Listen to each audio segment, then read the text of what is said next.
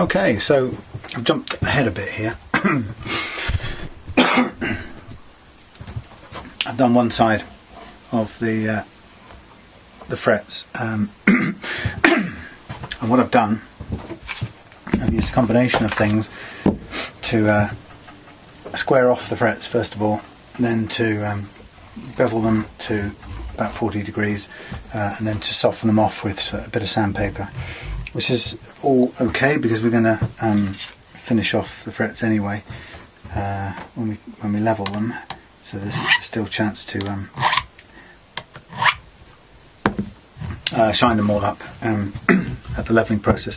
I haven't done this side, so the time's come now to show you kind of what we're doing. And this is quite a scary process of taking the file and scraping it along these frets, edges, and basically wearing them down until they're all about the same amount of overhang. And you're going to see bits of grit starting to kick up at this point. I mean, it's possible you can put it on the edge like that if you can hold it tightly. The challenge with this is to get the longer ones down without crashing into longer ones. It's because it's uneven. It's going to take a while to get them all to the same sort of level and fine tune it. So I can't really see it very well from that angle. You're guaranteed to take a little bit of what's that stuff? Lacquer off the edge. It's almost impossible not to. But the really important thing is to keep this file from skipping across the frets. I did it once on the other side, unfortunately. I did the previous guitar without doing it at all, which I'm very proud of. But it just, because you're kind of putting all this under pressure, and it's sort of loose, there's nothing holding it in place really, it's likely to skip off and run across the surface. Again, not too much of a problem because we'll take any imperfections off at the fret leveling stage, but it's not what you want really to start with big scratches. So we've got some really uneven frets here, just having to use some sort of free-form filing here. If you wanted to, you could use a fret leveling file like this. At this stage it's probably actually easier to see the way this works and use this. You notice I've masked off some of the surface there so we don't get any scratching. But even still, even with this file, it's still quite difficult to go at the longer ones because they stick out so unevenly compared to the others that it takes a hell of a long time to wear them down. So persevere with this square one here, and I'll just make sure that when it feels like it's crashing into an unusually tall one, I'm just going to have to try and lift it over and press it back down so I can just manually wear it away, if you know what I mean. And eventually we will get down to a single sort of flush level, and once we're at flush level then we're heading to being able to put the bevel on it and so on and so on. So there's no real easy trick way around this.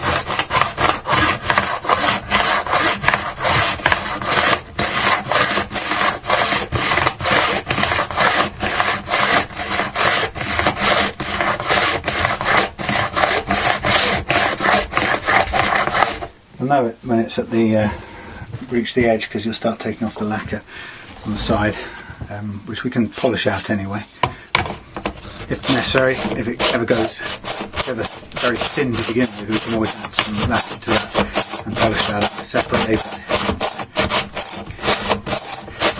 So nearly there. You can see it's quite clumsy to do. It's not the easiest technique in the world. And now we've just got to be careful here because We don't want to damage the paintwork, and what we have to do probably then in this case is lift this up. Now that fret looks a little bit high to me. I think we'll take care of that in the fret leveling process, but I'm just keeping an eye on that one. It's just very tricky now from this point to get this leveled out. The on this side, for some reason, the blade of the file just avoided. We managed to kind of use it this way and keep it off the paintwork, but on this side it's not allowing us to do that, so we're left with a challenge to do this another way, which is going to require using this fret leveling file, and just going to work away to achieve the same thing really. We just want it flush with, absolutely flush with the binding. We'll get there, but it's just a little bit slower really.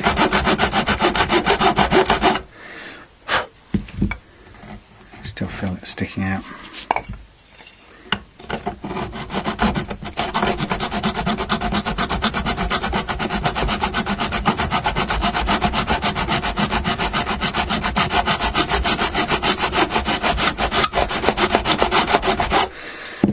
Okay, are we nearly there? No, we've still got an overhang.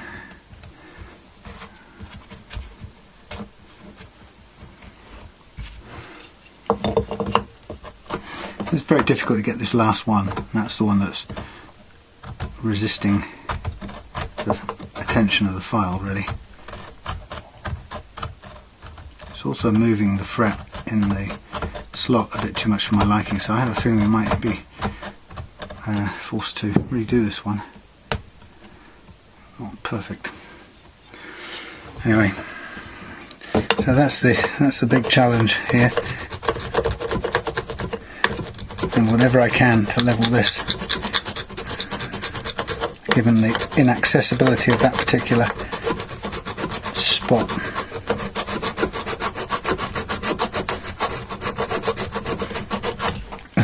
Let's see, end up doing that.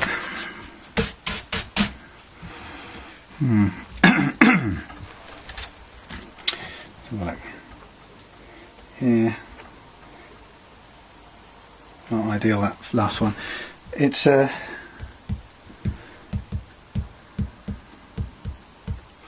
tricky. I might have to replace that one. I'm just not entirely happy with it. The hardest one to get to, but the least satisfactory one. It's a shame really, because having put in all this work to get it levelled, or getting it filed down, possible to reach. That's the downside of a glued neck. You want to never get in there, and if you see how much room there is to work in there, there's almost none whatsoever. So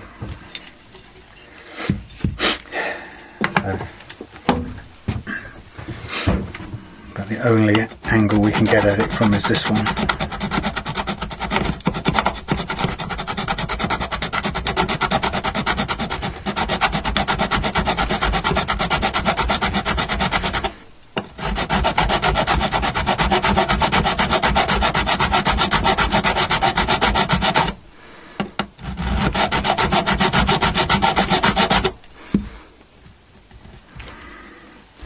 So difficult.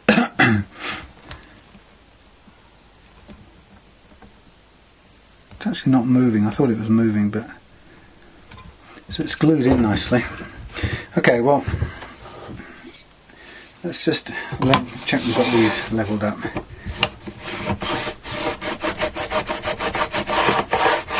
Okay, that's pretty good. So the next bit in this process is to put the bevel on this, and again I'm doing it sort of effectively left-handed now, so it's not an easy one to do in that way. And again, very delicate to begin with, because this is where the thing likes to skip off.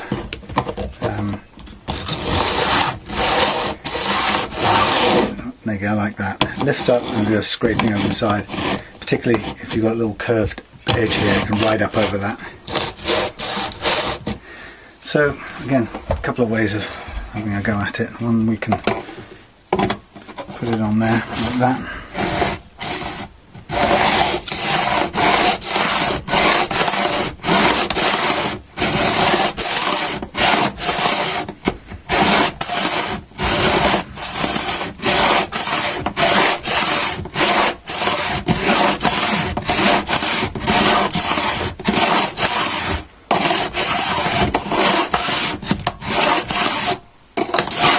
There you go. That's what happens every fucking time.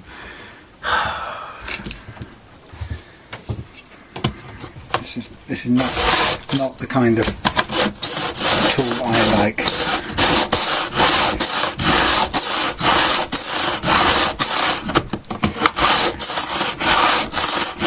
Much easier, as you can see, on a bolt-on neck. See?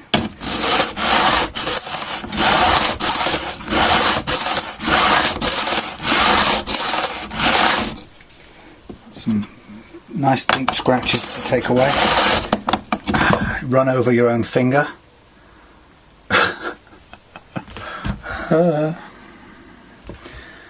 Not an easy tool.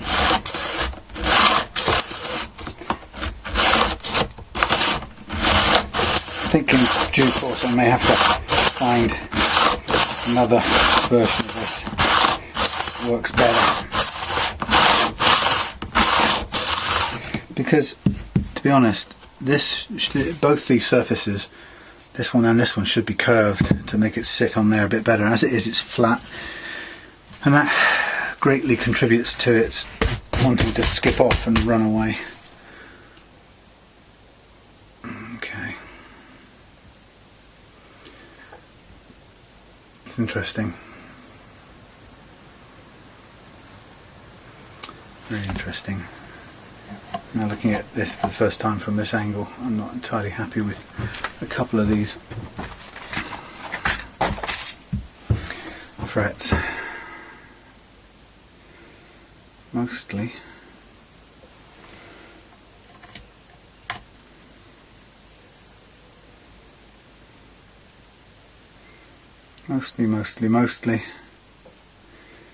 I'm reckoning this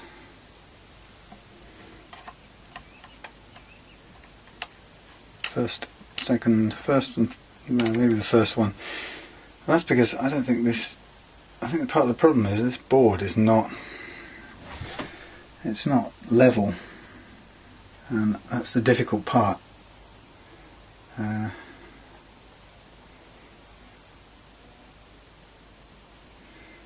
said that, that doesn't fit very well.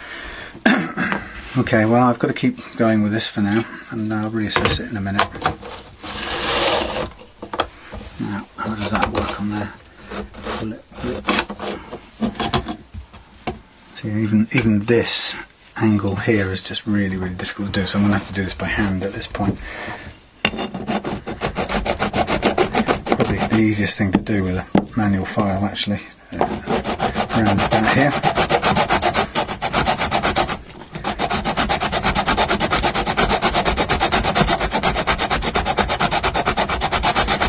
Okay.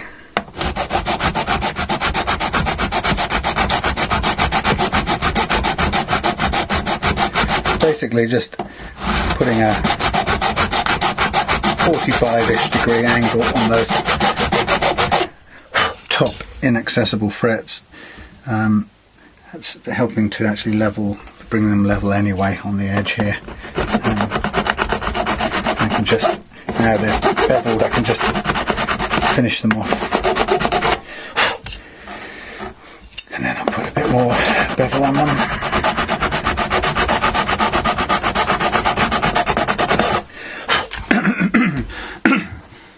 Good, that'll do. And then I can continue with this most evil of beasts. I'll just press it into here. Just trying to make sure that whatever happens it doesn't jump out and run off, which it so likes to do.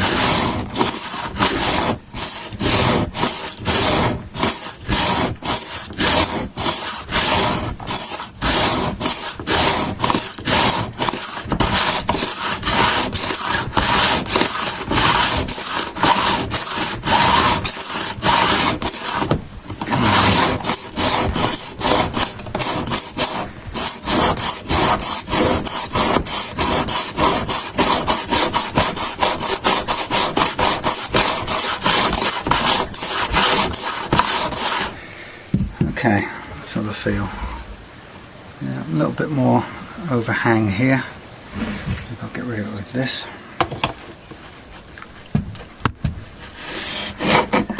Again, just jumps up there and scratches over the top. Bloody typical. Okay. Right, so that's that done. And again, I will close watch on these things.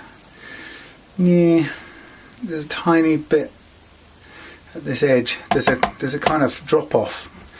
You can see it. You won't be able to see the detail, but there's a slight drop off on this edge of the fretboard here. It isn't uniform, which is sort of part of the problem really of having a compound thing. We can't correct it or do anything to it. So the only thing I can do is I can't bend anything further onto here. This is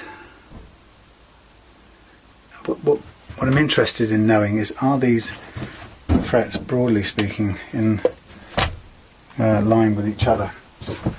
Are they level relative to each other, or is this one way out of whack?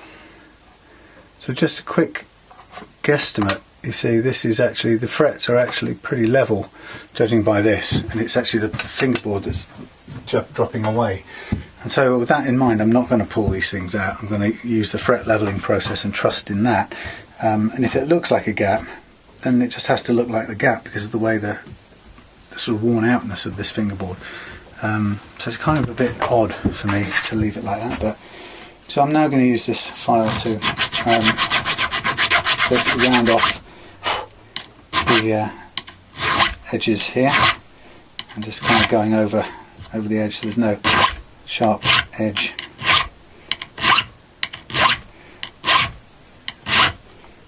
And then I'll come around the sides as well and tidy all of those up. So it's a fairly slow process now of just manually reshaping these fret edges. You know, they're the things that people are going to really feel when they're playing, so you've got to get it right.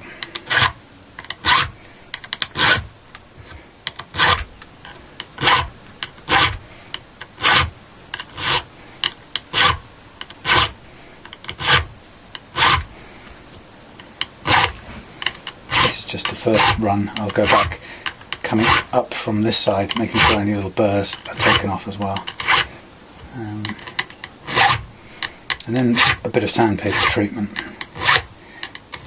But yeah, I'm going to have to trust this, trust my fretting here and distrust the actual profile of the fingerboard, I'm afraid. It's not surprising, I suppose, when you consider the age of the guitar and the fact that it's not going to retain its perfect, pristine shape. And I think there comes a point where you can't accommodate every sort of quirk in the fingerboard, and you just have to trust that what the instrument needs is a dependable and regular playing surface. And if the board underneath is all over the place, well, that's going to have to be the way it is.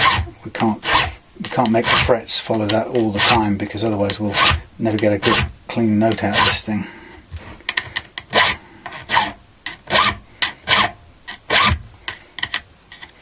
It's hard, as somebody who enjoys getting this right, it's very hard to look at and see a gap underneath part of the fret. You sort of immediately think you've made a mistake, or you've done it wrong, or it hasn't taken but you didn't notice, or whatever.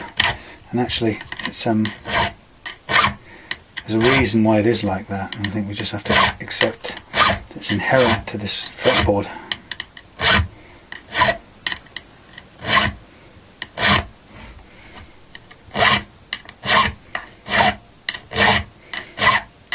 But satisfying process anyway, doing this.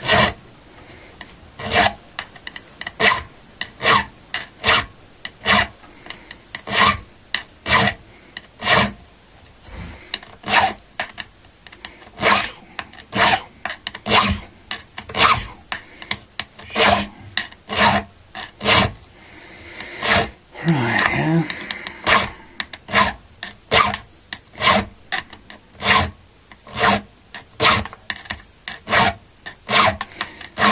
I find that doing a regular Squire or something like this after I've worked on one Hughes guitar, which seems like a doddle by comparison. Hughes guitars are always, because of the classic status and the age, they're quite challenging. And I also have to now accept that I'm not going to get a good run at these frets either. So little room to do anything at this end.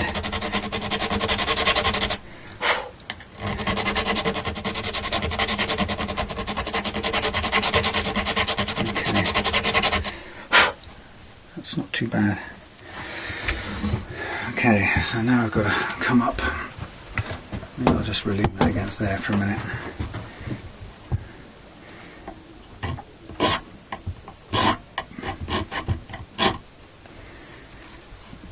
Actually, very few of these have got any overhang, which is pretty amazing.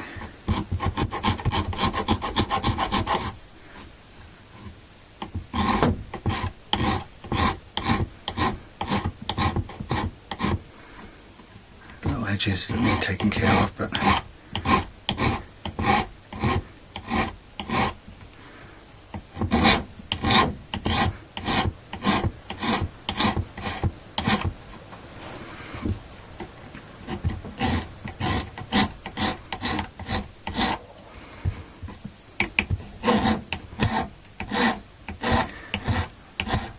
so once I've done this bit, I'll just go back down the sides of each of these fret ends with this same tool and just make sure that there's no burrs sticking out the corners. And I'll just give the edges a quick going over. Now I'll need to polish out this the binding, the lacquer on the binding, I should say. And if absolutely necessary, we add a little more in places, but I don't think we do. I think it's okay. You can hear the metal, sharp edge of the frets catching the metal there. And you're going to get it more at this end where it's so hard to level these frets off properly.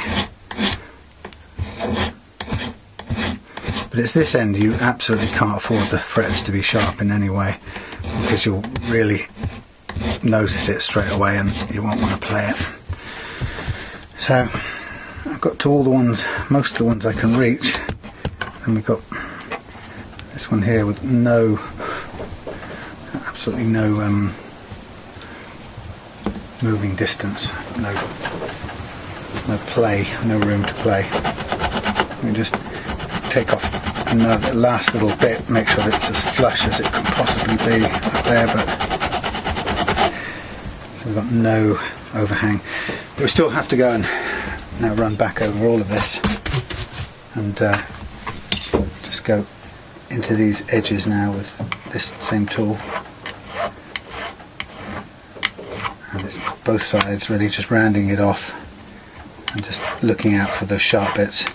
And then I'll go over the whole edge with 600 grit sandpaper just to blend in any of the scuffed lacquer from the files that naturally have made. It does take off a bit of the lacquer. So we'll go over that and then go over it with finer grade paper again until we bring it back up to sort of the shine it had before. And in that process hopefully we'll catch any of the remaining rough edges on these frets with sandpaper. And then again we'll repeat that when it comes to the fret leveling process, and we come to the polishing after that. It's a good opportunity to give everything another sanding. There's no harm in working the ends of these frets with sandpaper. In a way, the more the merrier, so that there's no scratching and cuts. Because at this stage we've got plenty of leeway, and the smoother we make these ends right now, even if it's a little bit rough looking, we tidy that look up a little bit later as we go through. So smooth ends now is the watchword. Get rid of all possible sharp, scratchy edges, and then from this point everything will be much smoother as we work it with sandpaper.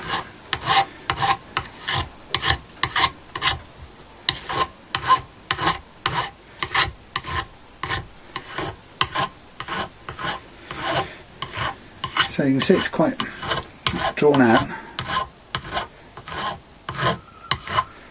I wouldn't say it's hard work compared to working in a rice field somewhere in the Far East, but it's not an easy thing to get right. You do have to stick with the detail. There's no kind of giving up halfway through this, really. I find it very motivating to be working on somebody's pride and joy. There's a little lip on that I've got to get rid of. To be working on somebody's pride and joy, because you don't have the room to get it wrong. Somebody's precious guitar. Okay, so we're getting there. Still a bit sharp down this end. Got some bits hanging up, hanging over. I'm going to have to just be a little bit, what's the word, bold and lay into these. Can't have these being rough.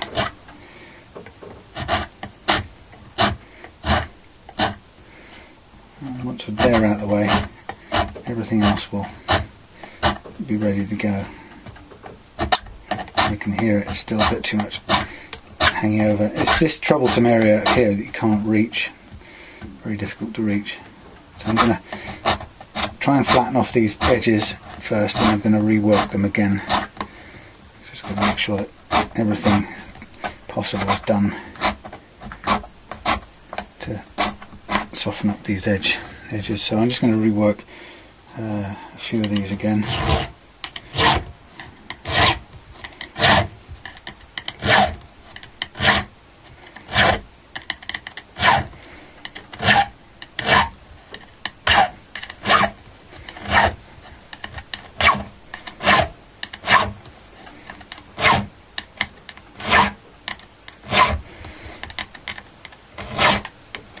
You get tired eventually. It gets quite hard to keep these things, keep the tools on track.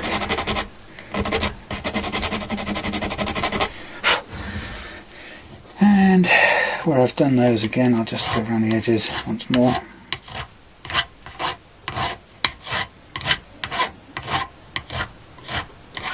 I guess the thing is, each time you use the file or a tool, you effectively somewhere you create a new sharp edge. Sort of nature of files, really. So part of the game here is painting yourself into a corner, kind of, if you know what I mean. You want to end up with the last movement you make leaving as few sharp edges as possible, and with the hope that the sanding will take care of that, and I think we just got there with that. So here's what I'm going to do. I'm going to get some water on the 600, and I'm going to go down the edge of the binding first, and I want to level out any scratch marks or scuffs that we've got in the binding, which is natural. We're going to get that. It's impossible to do this without doing that. I don't want to take obviously too much of the lacquer off because it won't be that thick. I just want to level it out so that there are no scuffed patches. We'll go back to that with the micro mesh in a minute. But having done that, now what I'm going to do is I'm going to focus on the edges of the frets themselves, and I just want to kind of get my fingers into those angles. Right now this is going to be re-polished anyway, so I can afford to get in and out of there as much as possible. It doesn't matter if it dulls up the fret anywhere else. The idea is to just soften this as much as is humanly possible at this point, so that when we start the whole fret leveling and polishing process, these things are ready to go, they don't need any more work. So let's have a look how it feels. Again, don't worry about how it looks, this is all going to clean up with the fret leveling followed by shining, polishing followed by the oiling process. What I'm after is perfectly smooth frets everywhere. I want this thing to feel right when you play it. I guess in some ways the only way to know that is to get up there and play it. And I can feel some rough edges down here. This is going to be the area that has to have the most work naturally. So I'm going to come back and give it some more attention. It's a bit like the dentist or something. Something feels like that.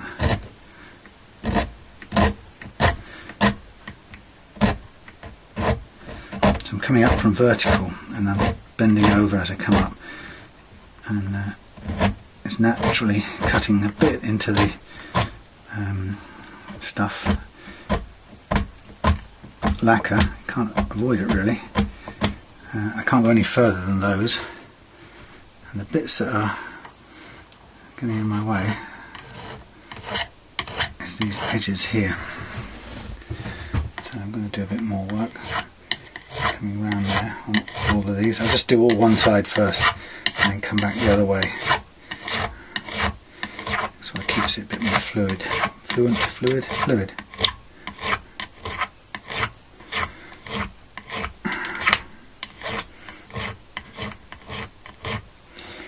Okay, so the other way.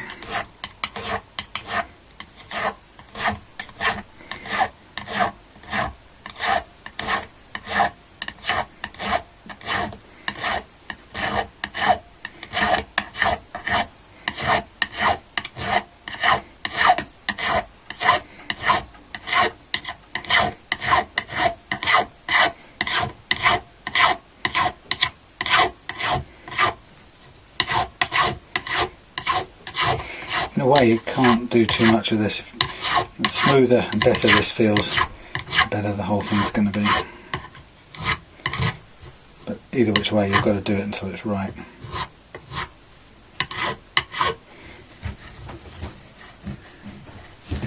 So again, I'm going to go back to sandpaper on here and just see how long it takes to get it smooth.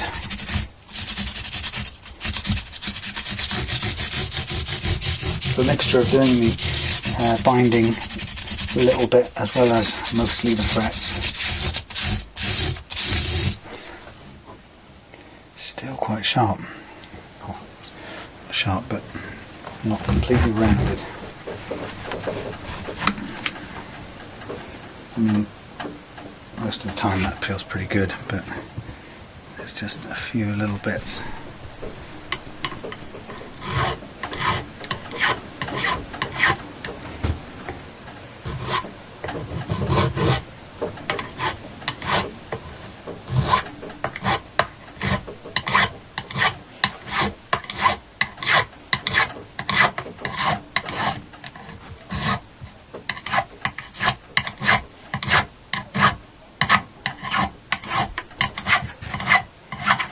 I think almost this edge is clearly the critical one. This is your most sensitive part of your hand is going to be working away when you're playing the guitar on this edge. So if this edge doesn't go right, then nothing's going to work.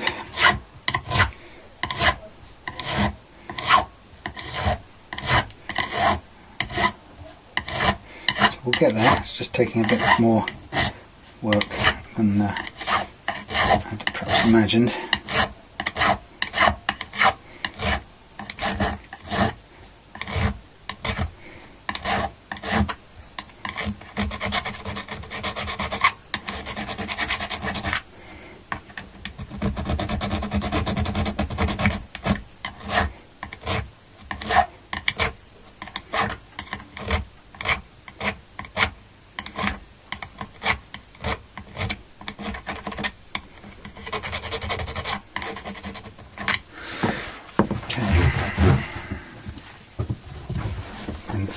position here that's going to make the difference. There are some small gaps here that and some of these frets that don't sit absolutely 100% spot on because of the differences in the shape of the neck.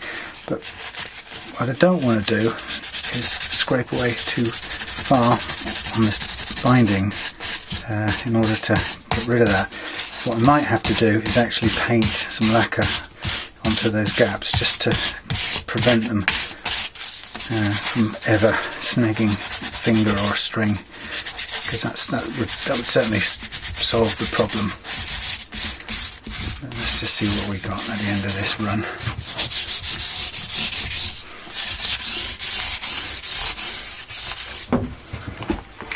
Okay, beauty.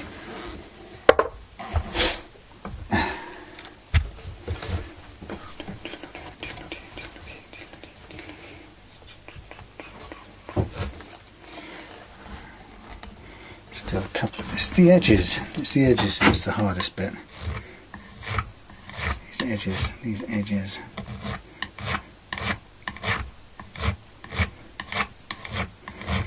These here edges. So you just keep going until it's right. That's the basic thing. Don't stop till you had enough. Keep up.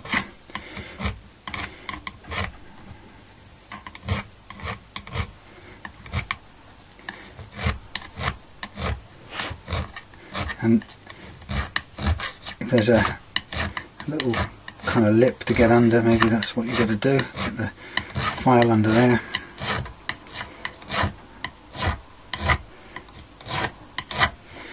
That's not bad, let's come the other way. Over the last couple of goes, I'm hoping.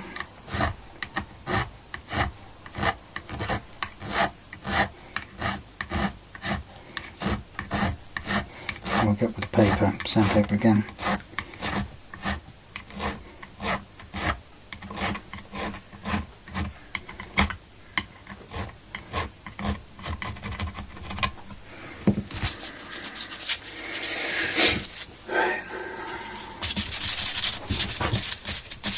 Last run.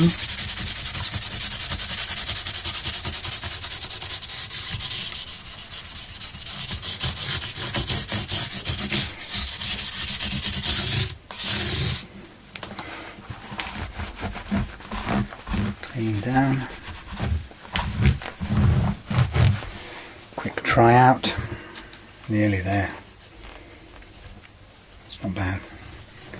It's not bad. Not bad, not bad, not bad. A couple of tiny bits here.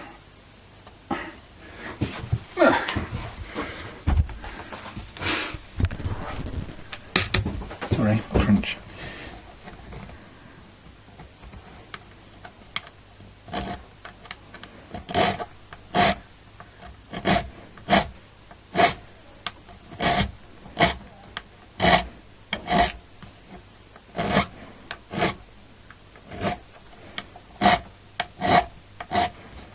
No simple way of doing this, it's just purely scraping away.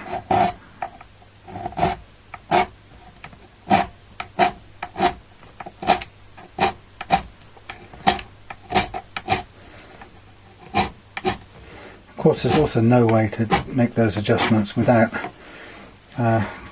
cutting slightly into the lacquer as well, so it's just actually the way the cookie crumbles.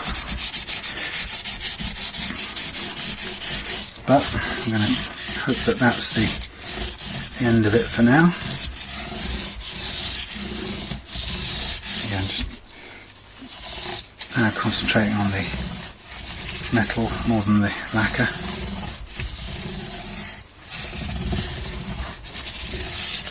And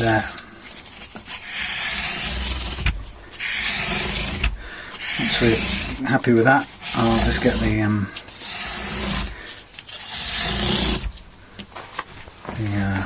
micro mesh papers out, and we'll just give this edging a quick buff up to a nice finished polish. So might as well have that done as we go on. So yeah, that's as good as I'm going to get this.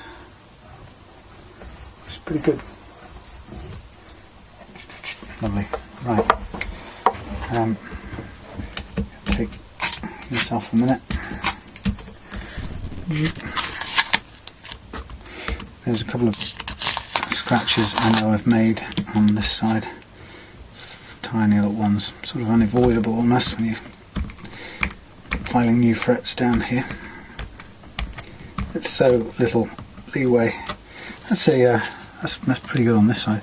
That's the downside of the glued neck thing, especially a design like this. It's remarkable how little room there is in this design for any access. Actually, that's okay too. That's just the paper that got worn away, so that's good. Right. So happy with that on both sides. Get my micro mesh paper then and just polish out. And this will be a quick sort of go down. I'm not going to do the whole set, so I'm just going to plan on a 1500, 2400,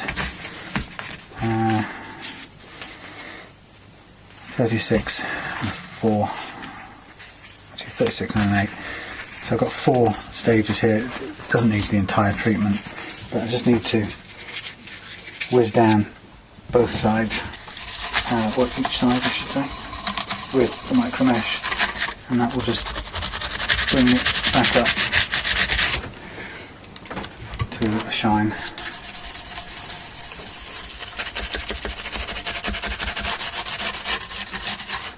Make sure I get in this top bit here.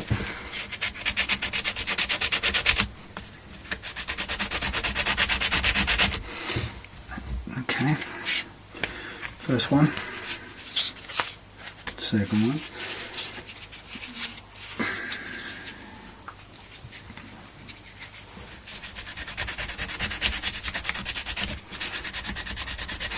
Using my fingernails there, or my fingers, just to keep that just above the surface there.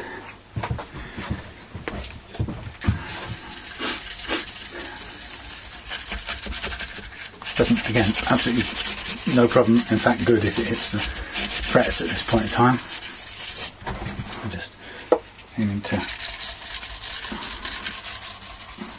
polish out the scratchings we've made on the lacquer over the binding. As I say, I could, if I wanted to, I could go back through this afterwards and just blob or seal the edges of this with a tiny bit of lacquer. It would sort of look better, or it would probably just take the any possible sharpness off the edge of those fret ends. It's not critically necessary, but it's one thing you can do. So it sort of seals it, if you like a cap. And it would be very minimal. You don't want much. You just want fills that whatever tiny little sort of hair gap there is. It might catch a string under or a fingernail at some point, but again, not strictly essential.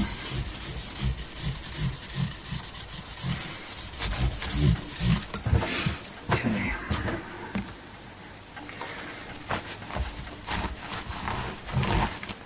And one more. So now at that point it's looking really shined, and this 8000 will shine it, and if we wanted to do any more shine, we'll just give it a quick going over with one of the scratch remover polishes. But this is as good as you need, really. Micro mesh are amazing for this, restoring finish. The fingerboard at this point in time is still going to look a bit mucky, and it will do until we get to the final clean and oil, but that isn't going to be until we've done the fret leveling and everything else, so no point jumping the gun. If we oil it now, it's just going to make masking it later on more difficult. There's no point in doing that, so you just have to delay gratification and wait for later to see it in its full glory. Okay, right, so that is basic work done, ladies and gentlemen. as I say, we can add a tiny bit. There's nothing hardly noticeable now. Shining again. That's the restorative powers of the micro mesh. Get rid of the dust. And lo and behold, shining. There's a tiny bit there that it could do with the polish, but apart from that, it's spot on. And we've got our new set of monster jumbo frets, beautifully rounded, smooth as anything, ready to go. As I say, a little bit of maybe a little bit more polishing work on the edge of this with some polishing creams, but very difficult to get to those top bits to do the fret work. So you're going to sort of almost, without doubt, sustain a little bit of a few battle casualties at that point. I might just have a bit more work up here with this, these grades. I'll just crank it up where I can actually see it this time. I won't go past about here. It's getting into here that's the challenging bit. And there are one or two little scratches, so I'm going to just use this process to get those out. So I can also see up here there's one fret with a gap under it, which again that would do well to be slightly sealed off. I'm just working quite hard with this on this bit here where there's scratches from the chisel, from the file. But as I say, it's one of those things you can't do anything about it because you can't clean up those frets unless you get in there. So, right. Again, a little bit of scratch removal, polishing stuff in there. Down the line, we'll bring it back up.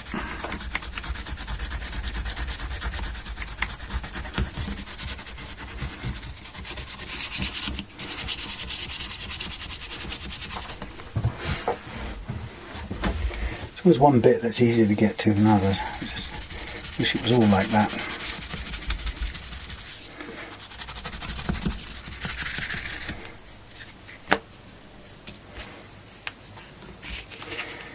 Okay, two more and then we'll be stopping to think about the next stage, which will be, what will the next stage be?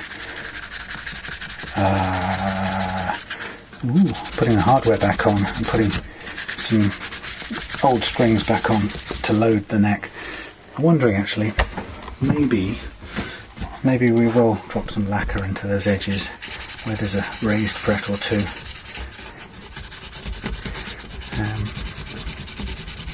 I'll have a little look and see. In fact, it might even be worth wicking a bit of super glue into those gaps more than lacquer, because at least it will have a holding property. If we have any uneven frets, like I mentioned before, it's not a problem because we'll even it out with fret leveling.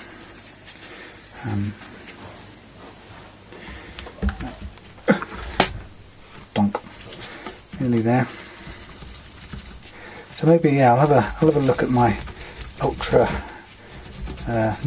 non-viscose, low viscosity, thin. That's the word I'm looking for. My thin super glue, and I'll try and see if that seals some of the end bits nicely.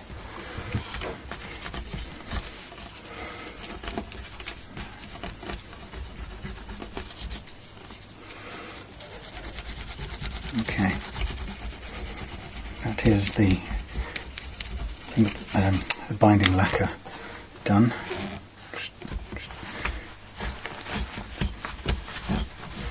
Lovely. Again, we'll put a bit of polishing cream on there. I'll do that in a second before we carry on actually. What numbers have we got? Numbers 2. I need to go in and wash a load of these cloths. I'm operating in confusion about what's clean and what isn't, so it's reached that point where I'm just using whatever's to hand. Okay, so this is just a little final bit of work on the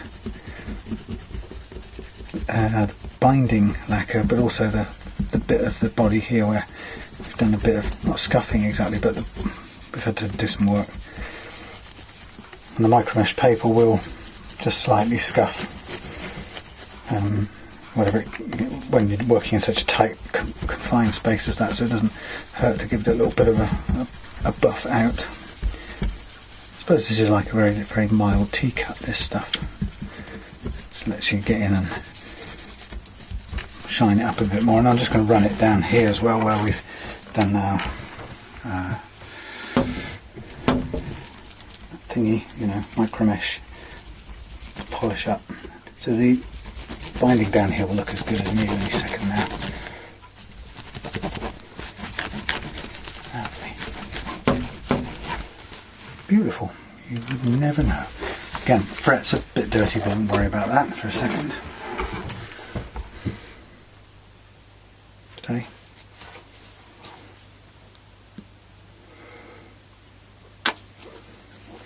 We could do the rest of the body with this as well, should we wish to. But concentrating at the moment on just the areas that we worked on now. Not very good view, sorry.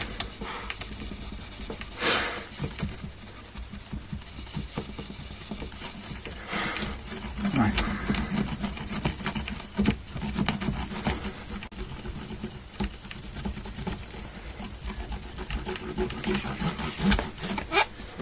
Get up there into that space with a fingernail.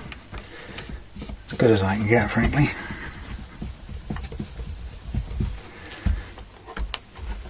And get carried away and do the whole of the guitar now, because it doesn't hurt at all. Brings it out beautifully, actually. But it's not what I intended to do, so I'll stop.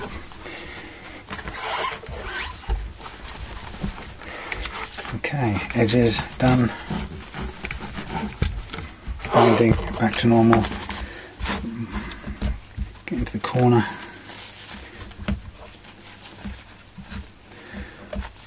Always get a bit of goo trapped in the corner there. There you go. Right, so that's that. I'm going to have a quick look at these edges with a bit of super glue and see what it looks like if I was going to seal that off. I'm just going to quickly clean this off just to get rid of any accumulated goo that we've been building up, including this marker pen that I've got on some of these first frets. It's going to get taken off anyway when we level it, but just ready to see what we've got. Go into the corners of some of these.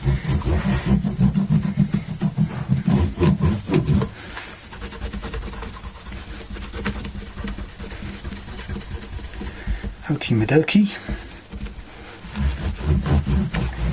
There we have it. Pretty good.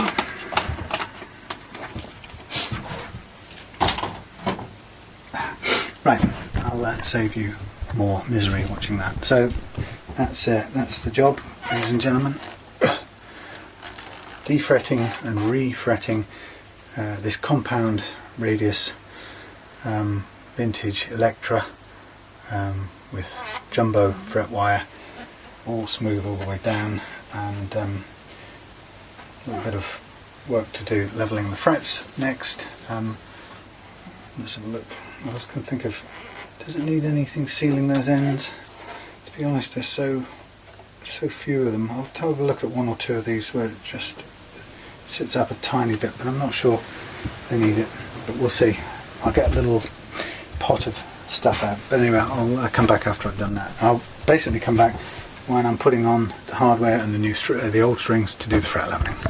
Hey folks, it's quite late. I got the news going, so I'm just going to turn it down a bit. As you see, neck frets are done on Hughes Electra, and what I'm doing now is I'm going to replace the old strings, and the purpose of that is to just put the neck under tension and get it into a sort of ideal playing position, so that, you can't see this bit, sorry, so so that I can get the fret leveling underway. So,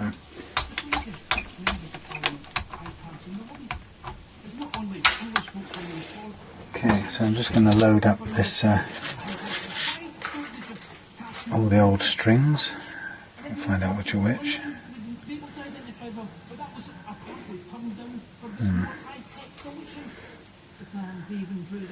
Guess that'll be the top E, I think. Yikes.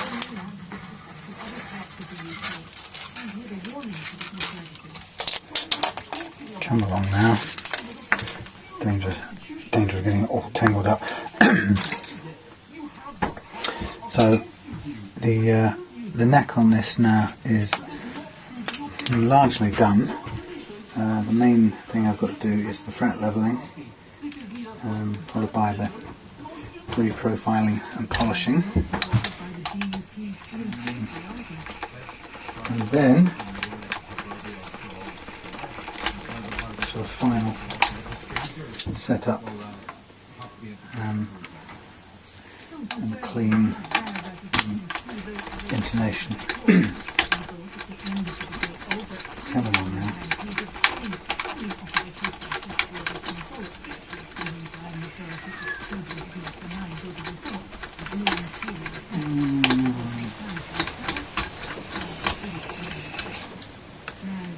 I've just glued in the nut, cleaned up the brass nut and glued it in place, just really to hold it, because I don't know with these new frets whether that nut is going to be high enough, whether we need a shim on it or not, but we shall see. Okay, so I'm just going to get the action raised up a bit. Okay, I suspect that, yeah, I expect it's going to need a shim, just listening to that. But then again, you know, it's not surprising given that it's the got new big frets gone in there. Yeah, you can see it's really clanking on there. So I could either take that off now and put a shim under it, which probably does make sense, because part of what I've got to do to get this playing the way I want is to I want to get the best possible playing action. So looking at this at this end, I want it a lot lower than that, more like something like that.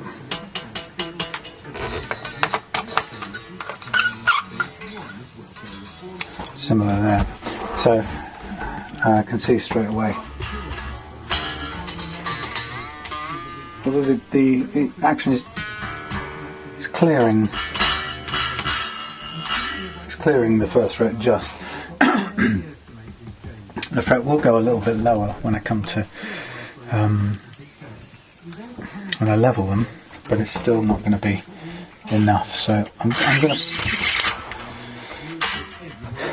realistically, I suppose it would make more sense to shim this now and rather than later. So let me just do that. I won't particularly talk too much through it. What I can do, I've got some brass here, and I can shim it with brass. I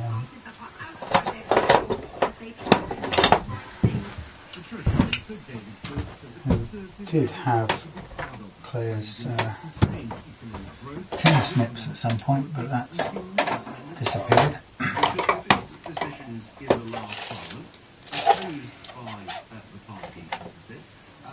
See if I can use something else.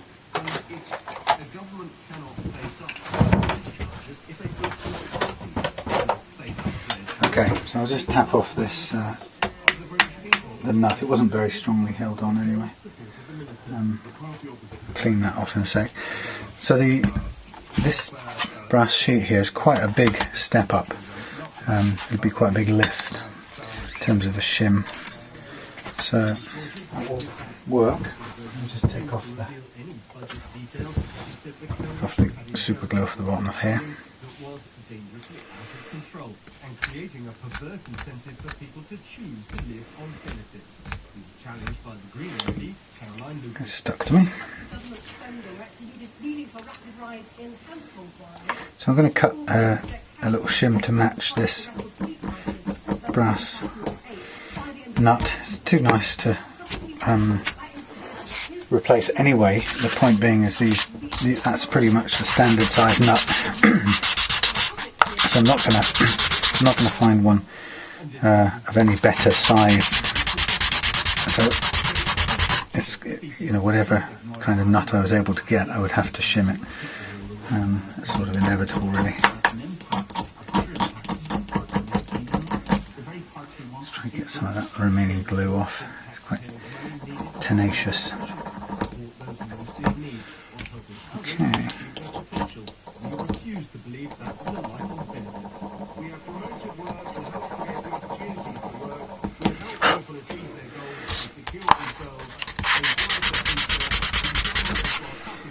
That's fine, just wanted it flat again.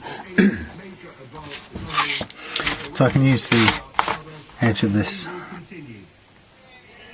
sheet here as the guide, and really what I'm looking to do is cut myself something that's just marginally under the dimensions of the nut, and I can just mark it up with this blade.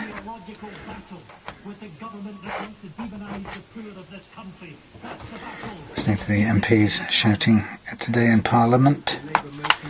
Yeah, so there's the marking, and I might actually be able to cut this with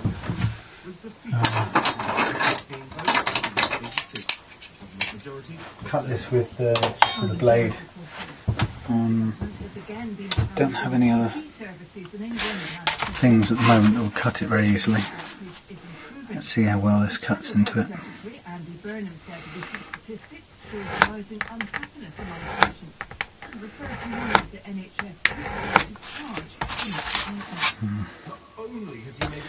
Yes and no.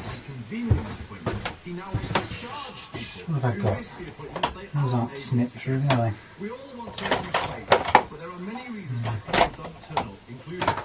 Declares 10 snips. Put them away somewhere clever.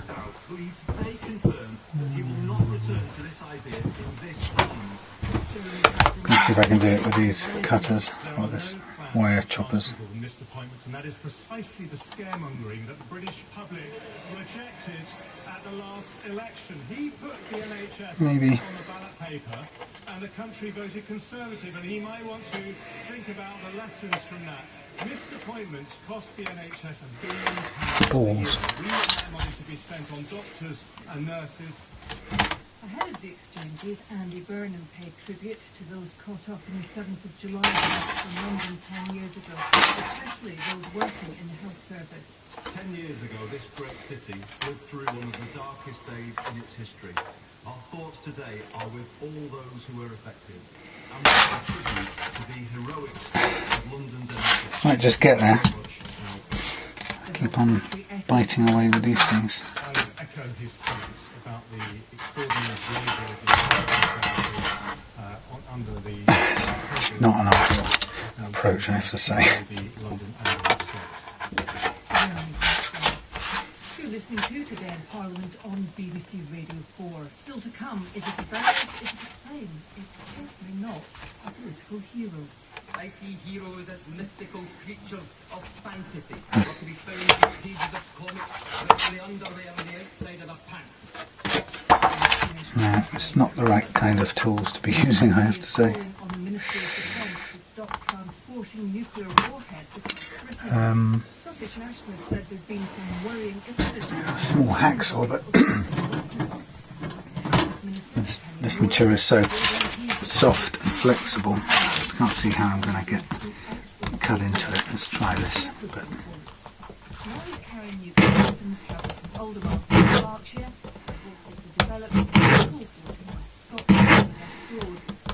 constituency some way into it. Some good bend going here. Nuclear warheads were transported through my constituency at least 3 times in the last 18 months. He complained that the MOD sometimes move weapons in icy, windy conditions. After recording incidents last January. Yeah, I think so. That'll do. A bit crudely arrived at, but better than a poke in the eye. Okay, so we've got a bit of just tailoring, a bit of tweaking to do just to tidy this up before we can use it.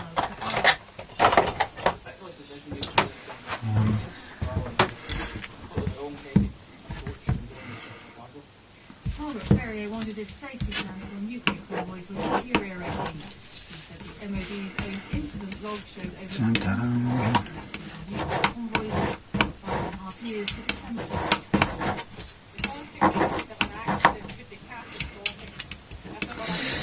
So,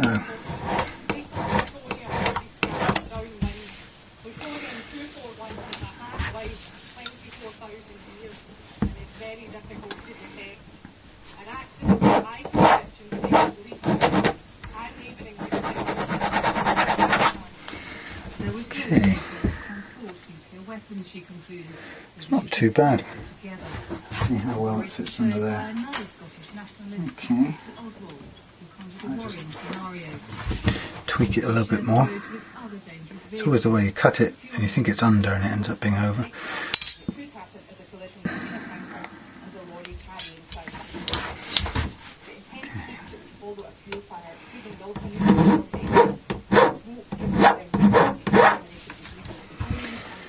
Got a vice handy, that's the problem.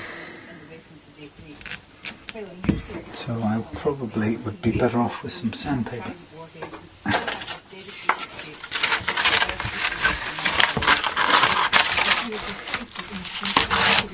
Some improvisation in action here. Sorry if it's a bit boring. I've got this a sanding plate which is really handy for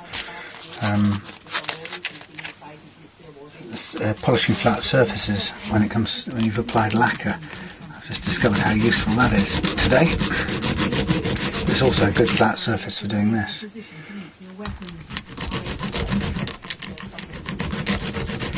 just going to file this down a little bit if I can. And just enough to get it underneath there without sticking out either end. It's not the best actually, this sandpaper. Nearly there. The problem with this is it's almost impossible to hold it.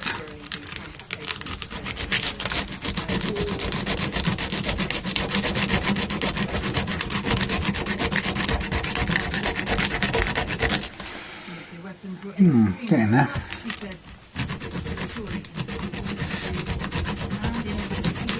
I'm going to then try and just chop off a very thin bit at the end. I don't think I'm going to get to file it down, so it's going to have to be a straight cut.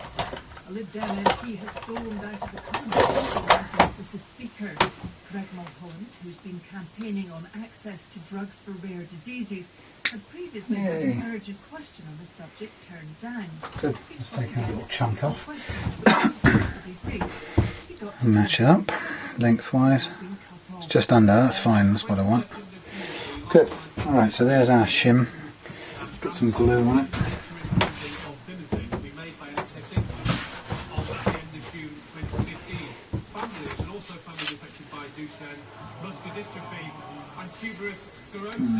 We're then told there will be a decision on the 30th of June and the 1st of July.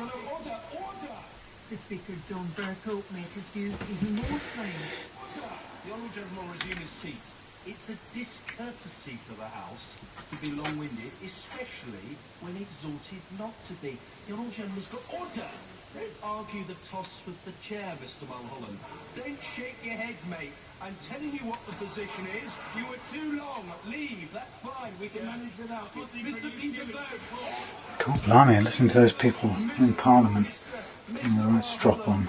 Learn it, man. You were too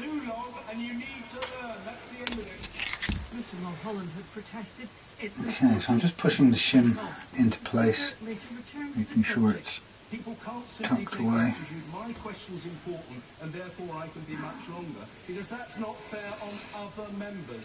I'm simply trying to be fair to all members. The Speaker, John Bercow. Now, could the economic regeneration of the North That's better. the reuse of all Right. stock? Just going to make sure this is as close to in position as it's going to get. Drop the E onto it and drop the other E onto it. The Chancellor's made it clear that better, faster rail connectivity between the cities of the North is part of his idea for a northern powerhouse. With them, Lord Wallace of Saltaire, Minister during the recent years of the Coalition, had some worries about the idea. Worries that surfaced after he tuned in to regional... What's going on here? I watched on London Evening News the announcement of the shutdown from Thameslink was going to be replaced by brand new stock.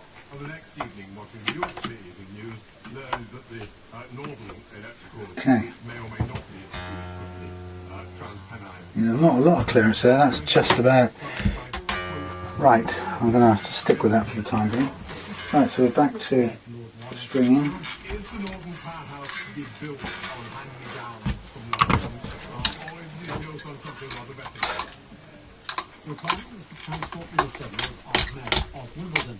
He knows full well that the Northern Powerhouse is alive and well, and indeed, apart from the £38 million the government will be investing on rail investment, of course we're also getting HS2. HS2 being the new rail line that will speed up north-south journey times. Right, so you can see we're getting there. These are the old strings, remember, so they will get binned at some point. They're just here, just using them to put the neck under tension and prepare to do the fret levelling work.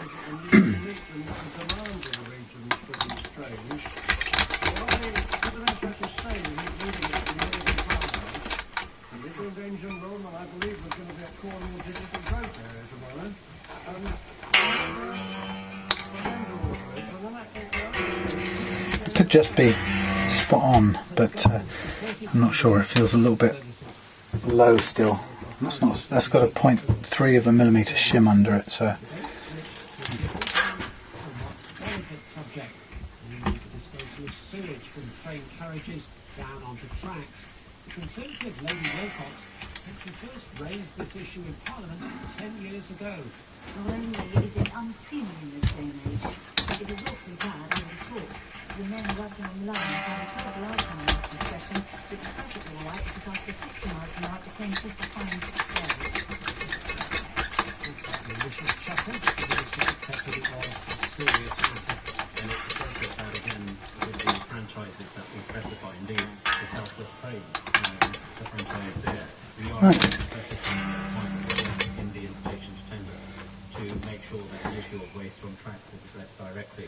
Back came Lord Berkeley, who had some special knowledge. In fact, Southwest trains, the rolling stock does not discharge on the track and never will do. It's the Great Western ones that go to Penzance and Bristol which still discharge on the track, and please look to have some answer as to when they will be phased out. Really.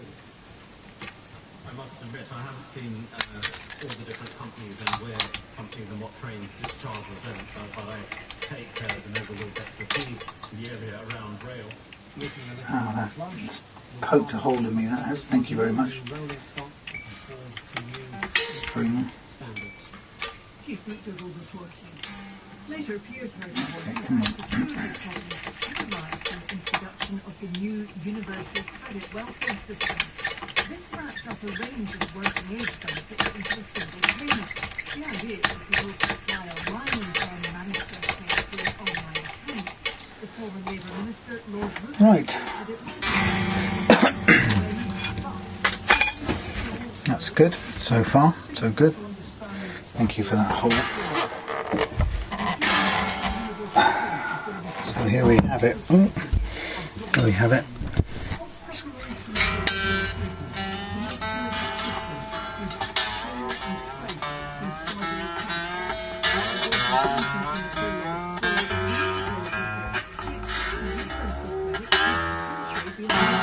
So I have no idea. Of course these frets are scratching like hell, of course they're bound to be. But what we're looking for is to sort of get a playing action that we want. So something really low there.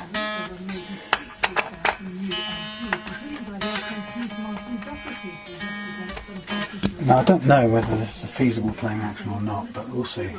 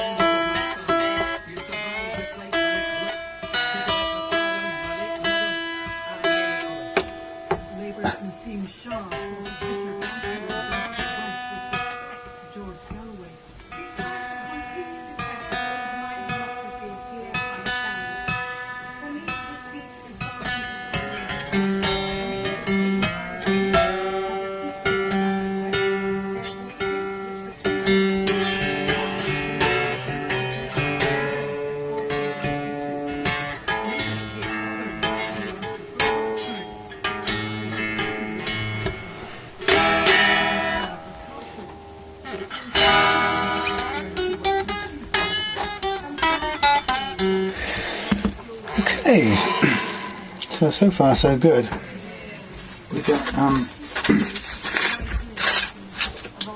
We have got, what do I need? I'm looking for something. Oh yeah. So we've got the guitar refretted. We've got a shim under the nut which just about brings it to the right height, and it's going to be the right height by the time we fret leveled. We've got the strings brought up to roughly a playing tension, which means then the guitar is under load, which is what we then want, because the next stage will be to fret level this under load. But we've got to get everything as correct as we can, so before we do that fret leveling, and that includes making sure there's some relief in this neck, which you won't be able to see from there. So I'm just going to do a quick check, and there is a small amount of relief in there, but not a huge amount. We might just make a tiny adjustment on that, because we want it in as close to a playing condition as possible before we start fret leveling. So I'm going to do a tiny bit of counterclockwise adjustment, not with that one. I think this might have, was this the metric? Sorry, imperial. No. Okay. Counterclockwise turn. Not much. And then we're going to let it look at it again. Okay. It's got relief in it.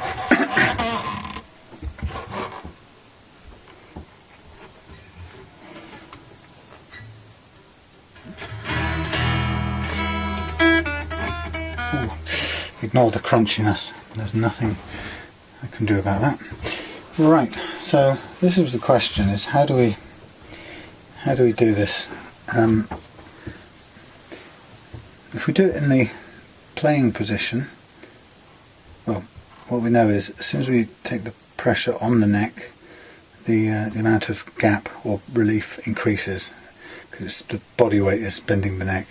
If we take some of the weight here, it's less. If we take all the weight there, it's less, and in fact it's flattening out because it's under gravity. So kind of like if we put the whole thing there, I think that's a pretty good place to do it. I don't want to do it pressing there, because that just increases the gap artificially. I think this is as good a sort of compromise or medium between the two possibilities.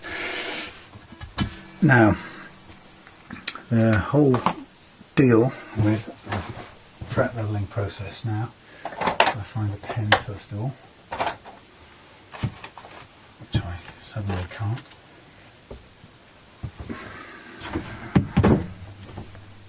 How weird. I've lost the marker pen. Oh well, I'll use a different one. So these are dummy strings, remember. They're going to be chucked away. So we're going to use the katana system, and that means I'm going to just draw on all of these frets some permanent marker. It doesn't matter if it goes on the strings as well. And so what I'm going to do is mark up all these strings, the frets, and that gives me a sort of guide to what's being levelled and what hasn't been touched. It's kind of useful to know. Normally we do it all in one go when the strings are off. I should have done that actually before, but I forgot, so I'm just taking the long way around at the moment, and suffering from a lack of the ideal pen for the job. Anyway, we'll get there. And then I'm going to get the katana and I'm going to tune it to the relief in this neck, in this playing position. Or sorry, not playing position, but in the fully strung position with the neck under strung compression as it is now. And then I'm going to do the fret leveling in that situation, in that setup. Once we've got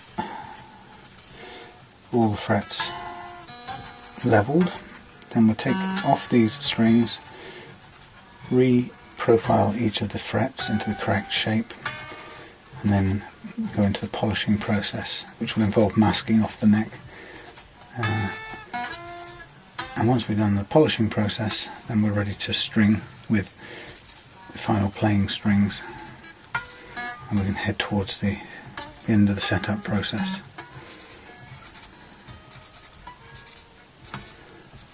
Okay, a bit long-winded this.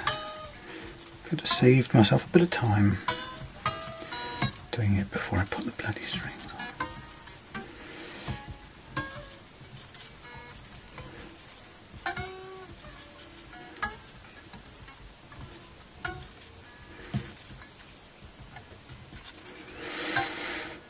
Okay, well, so far so good. Now we want that katana, and we want the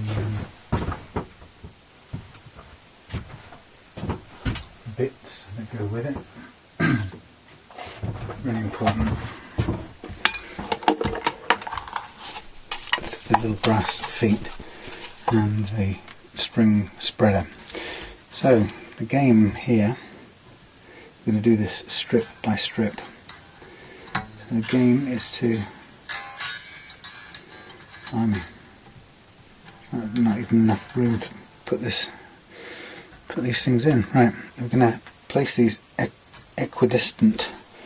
I'm just going to do a rough guide to see that we are. Right. Okay, and I'm going to switch the katana to loose. Wipe up the stool, change my specs. Now I'm going to tune this device to the neck, and it's quite a bit off there.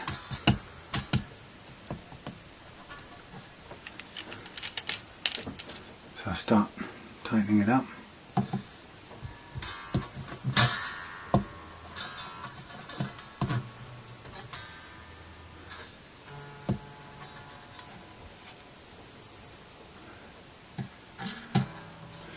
Now on this guitar I am hoping, in fact not hoping, I'm pretty confident that the amount of relief it's going to stay the same all the way across, so we don't have to retune it like some of the guitars I've had recently. Like that, it's just slightly over relieved. Where is it?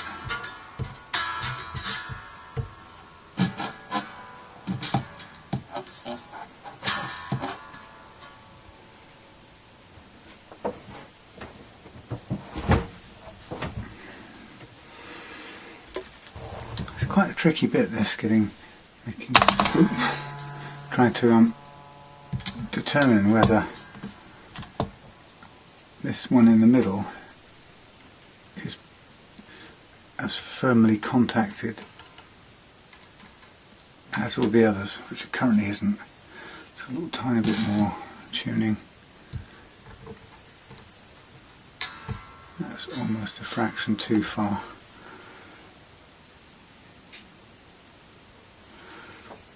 Very, very slight, tiny amendments, adjustments.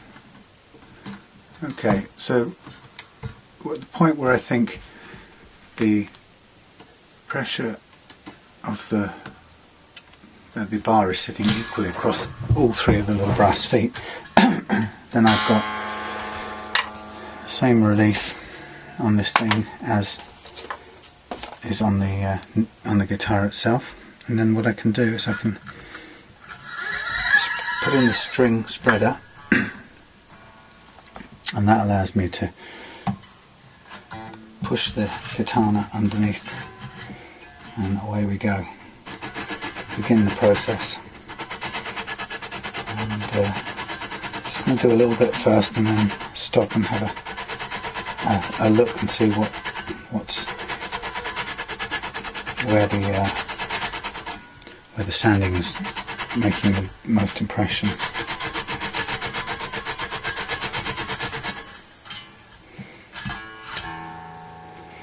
Oh, what's it telling me? What can I see? Blimey, okay. Where am I doing? I'm doing down this middle bit. So I can see we're making contact there, there, there, there, there, there, there, there, and there.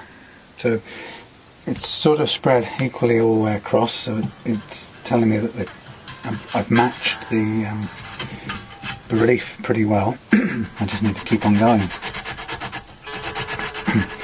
Bring it right to the edge here a bit.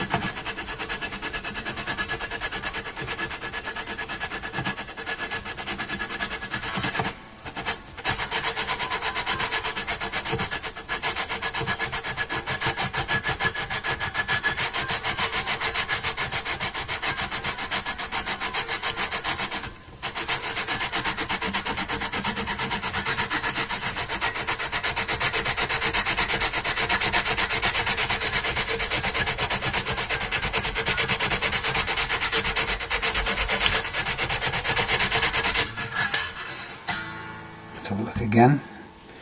So we have a couple of quite high frets sticking out here that are taking the brunt of this at the moment,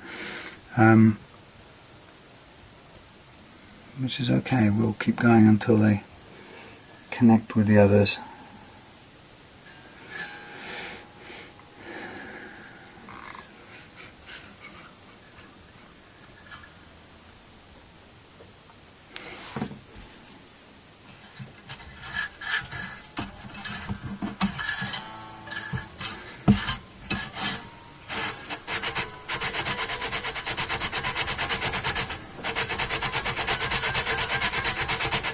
So this will go on forever. I'll come back to you when it's done.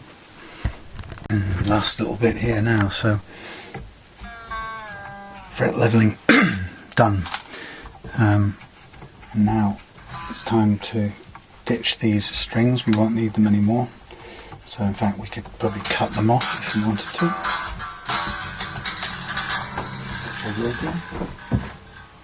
And next stage will be going to pre-profile the frets. And once I've done that, then it's time to polish them. And once I've done that, it's time to restring and get going. I've done a little test, a quick check while I was doing the levelling, and the level is actually perfect, and it means at the moment I've got the most ridiculously low action on this guitar, and it's playing all the notes perfectly well, so that's great.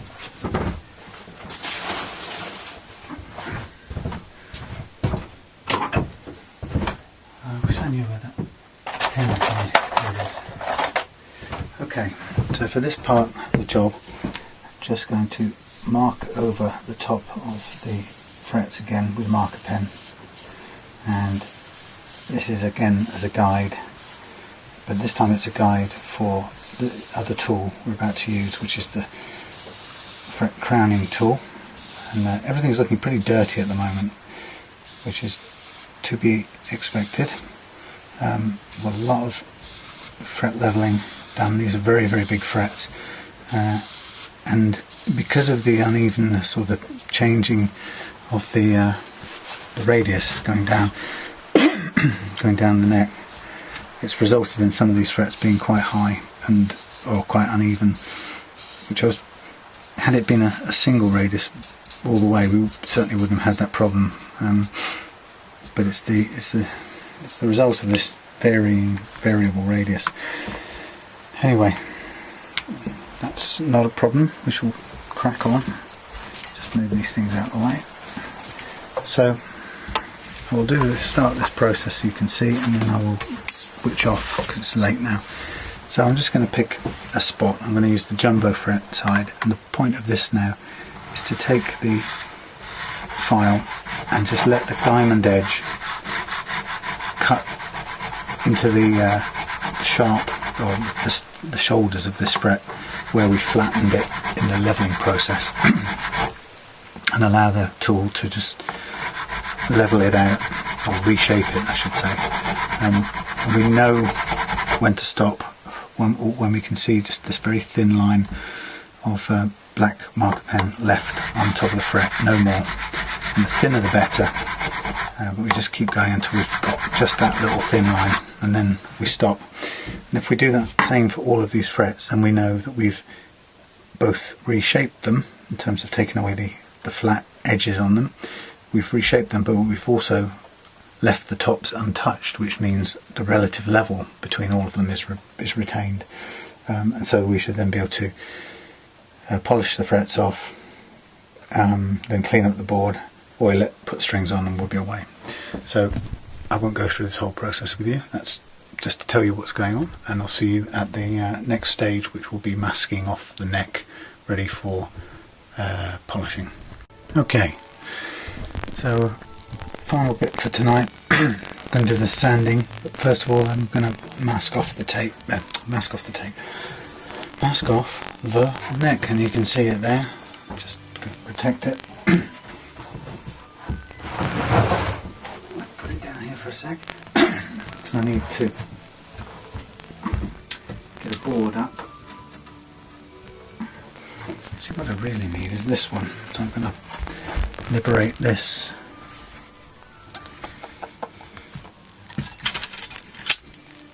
This is one I used earlier for propping up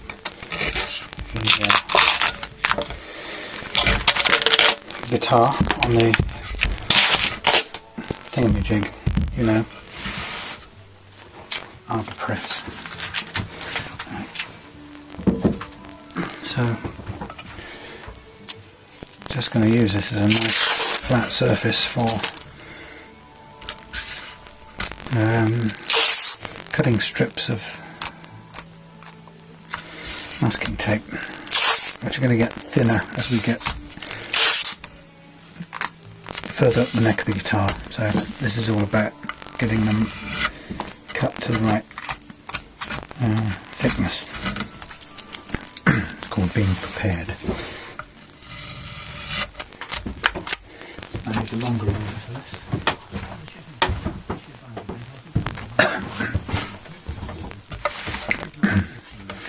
So I'm going to cut 2 two of them into thirds.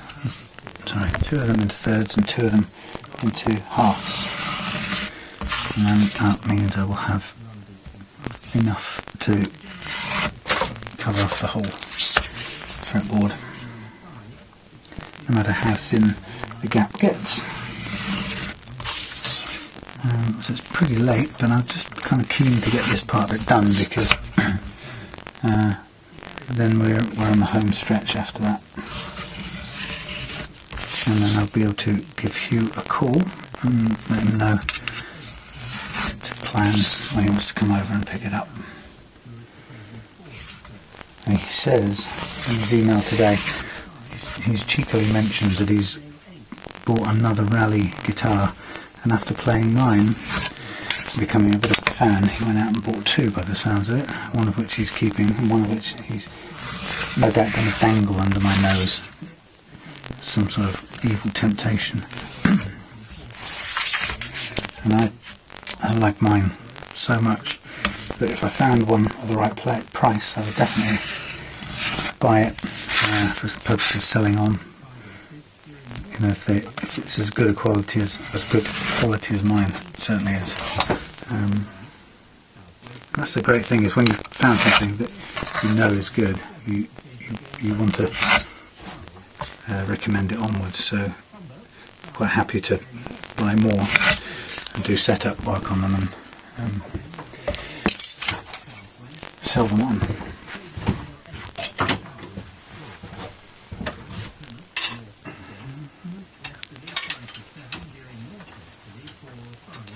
Oh, come on, you.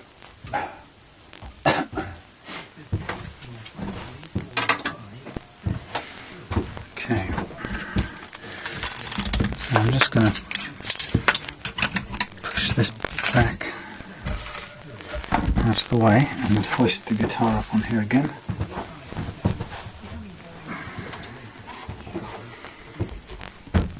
Let's rearrange myself a bit. Okay, so hopefully this new approach, I'm not sure the tape is actually long enough, but I'm hoping it would be. I don't think it quite meets around the back, so this plan, this new piece of wood, isn't really the business, I'm afraid.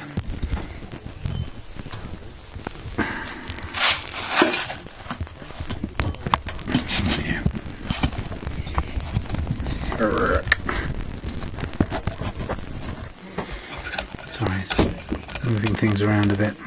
Sort of got into a complete end of the day state of idleness at the moment. So tomorrow we'll need a bit of a clean up.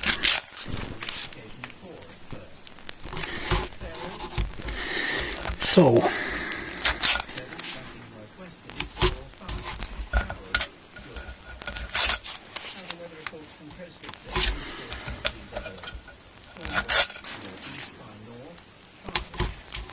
judging by how it played a minute ago, when I finished the fret leveling, this thing's going to have an awesome action. And that's one of the things that Hugh specified when we exchanged the email the other day about what he wanted from this. I was pointing out to him the limitations that the compound radius imposed, meaning I couldn't resurface the fretboard. And he said that he just wanted to keep the original compound fret radius all the way down, but I wanted a good low action out of this.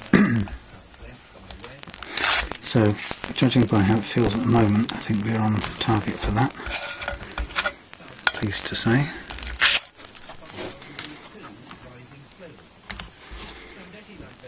Okay, now we're onto the thinner bits.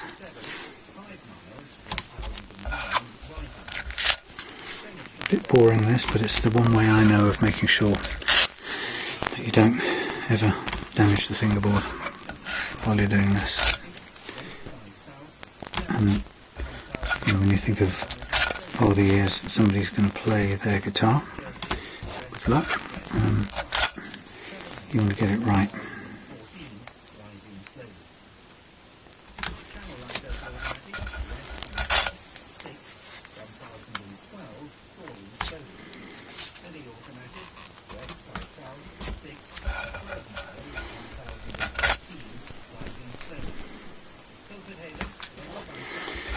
Right,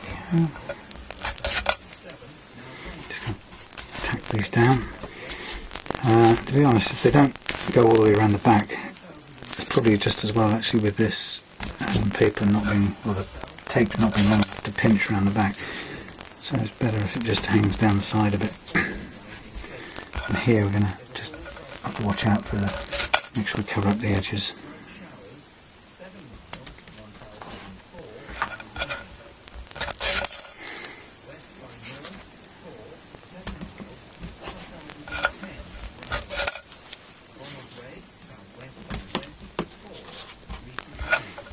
Nearly there. And then a fairly straightforward and familiar process of sanding. So the actually I don't know what the katana grit is. Let me just see if it tells me.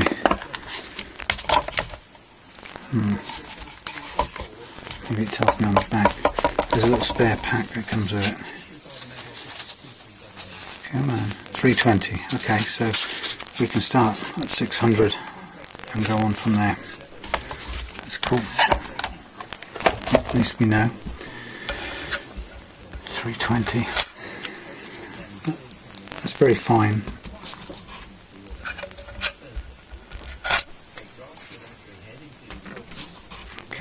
Okay. Ready to go.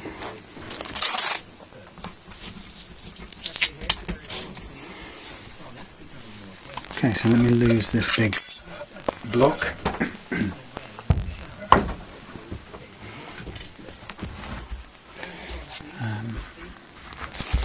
Do I need this? Do I need this? Shall I use that?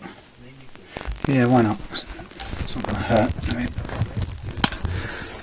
move a few things around. Shift this camera. Okay. So you're suffering from slight dose of untidiness. Right, so here we are. That's the point of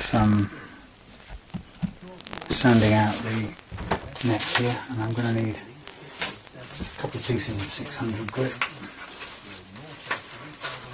and then we'll go straight from, actually no, we won't go straight. From 6 to, I was just going to say something else, but I don't think we've got anything else.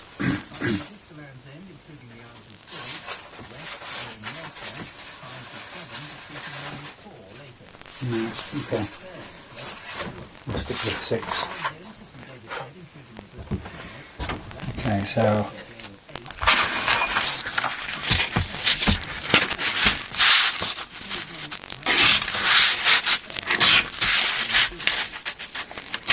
few bits of 600 grit. I should have got the ruler down to do this, but took the easy way.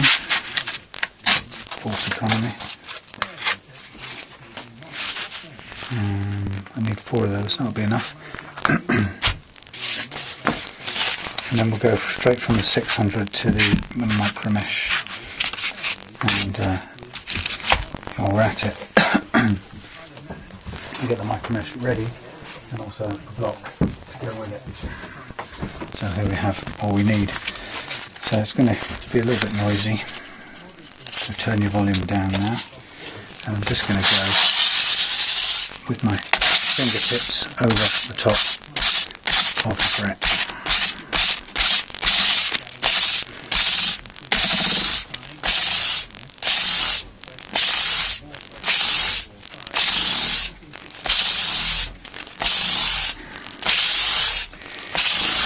And the aim of this is to evenly round off all these frets.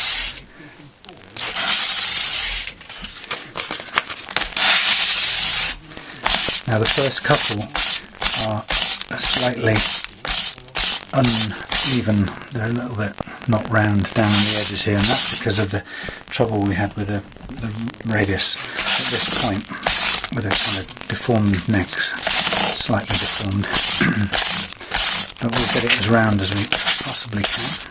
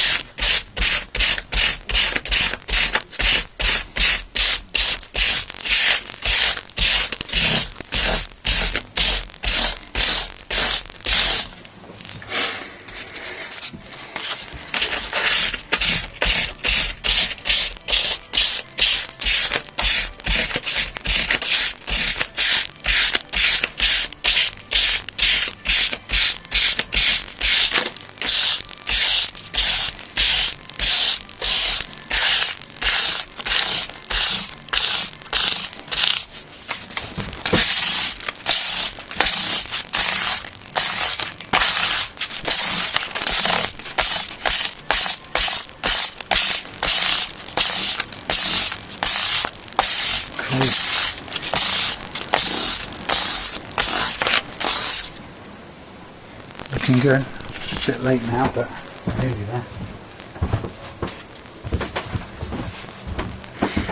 We'll do a couple more. This time I'll switch to the block so we can get right into those frets.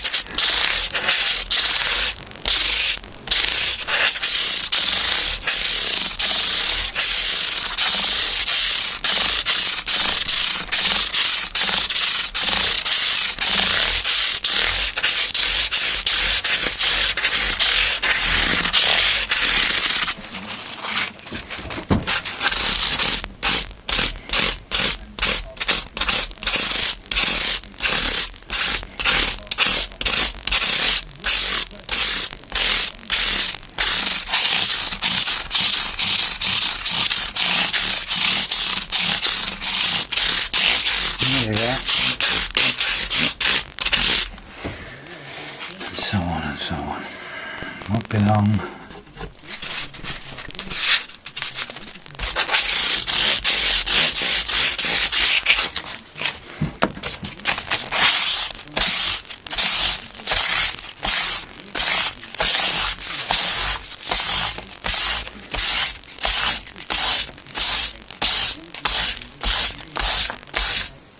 I think we can fairly say that all the 320 scratches will be reduced to 600 now.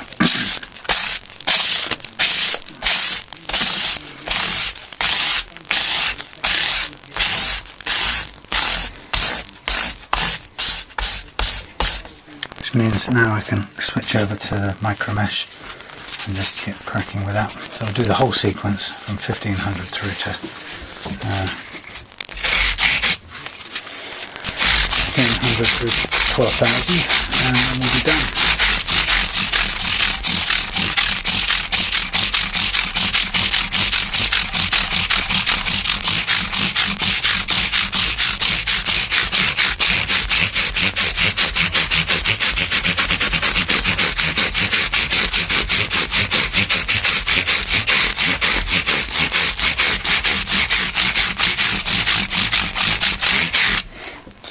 Cover this up a little bit more.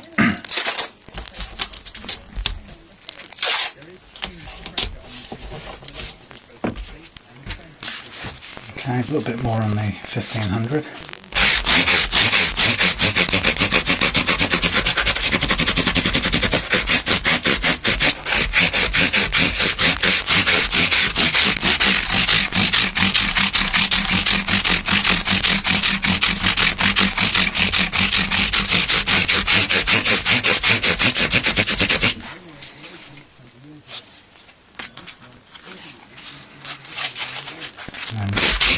On to 18 and beyond.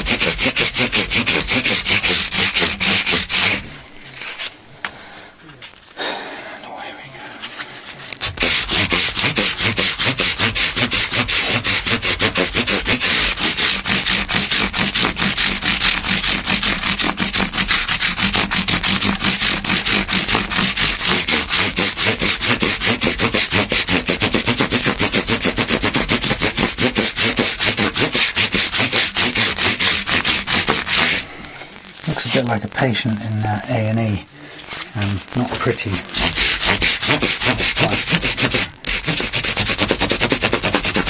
Once we've got the hard emergency work done, then we'll take off all these bandages, and make brace and so on, and then have this top beautiful creature ready to go.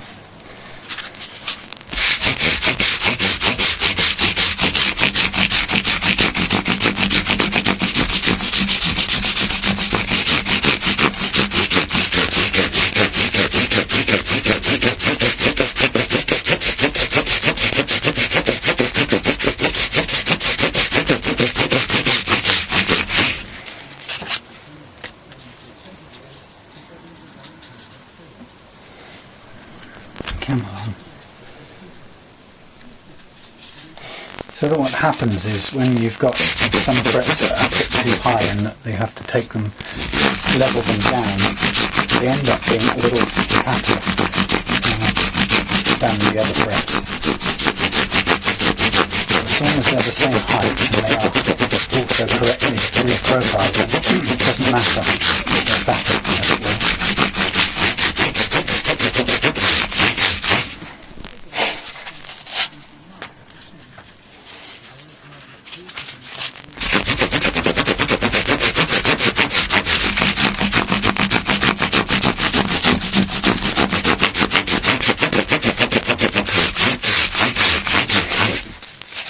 Right, looking forward to this last couple. And then uncovering and a bit of a clean-up.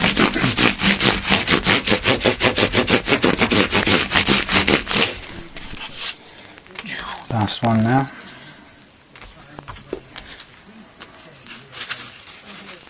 Okay.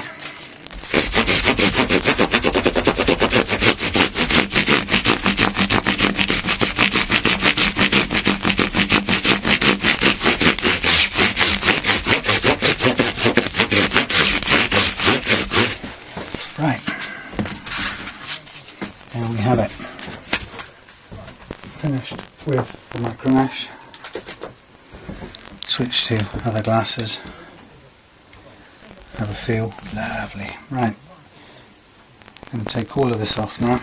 Give it a clean up, and once we've taken it off and cleaned up, and I'm going to put the hardware back on quickly and stick the new strings on and let it sit overnight, and then we'll get into the final setup tomorrow.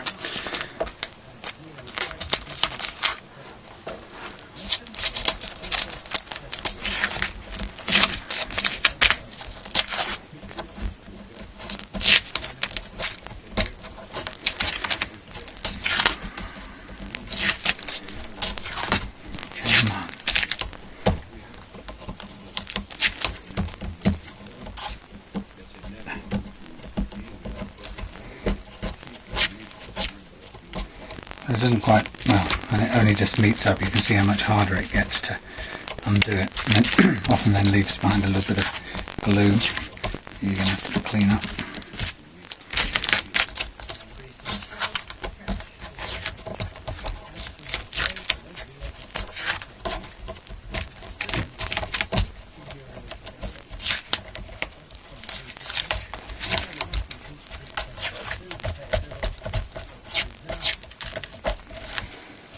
There we are. Slowly but surely.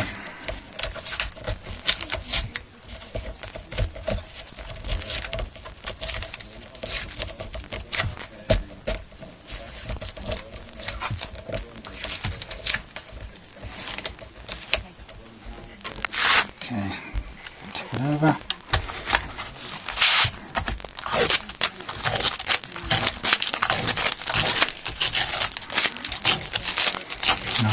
Nice. Starting to look good.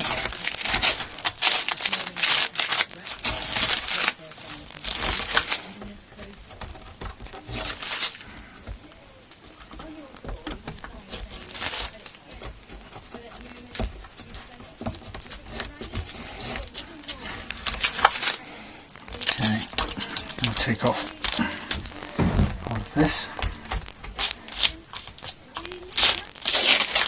And it's leaving a bit of glue behind, which we'll need to take off with naphtha.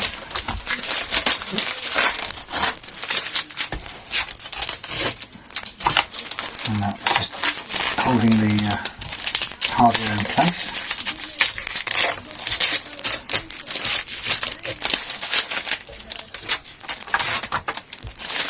Okay, so what I'm going to do now is give this surface a quick once over, and then I'm going to put some oil onto the neck. Let's get in here and get rid of this dust first. I'll put some oil in the neck, and then just string it. Make sure we've got all the glue and stuff off there first.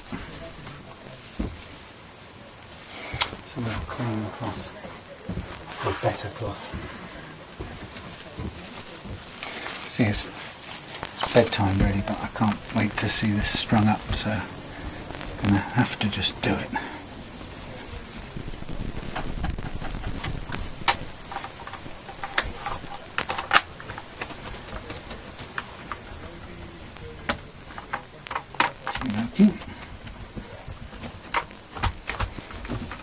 Right, so up the neck.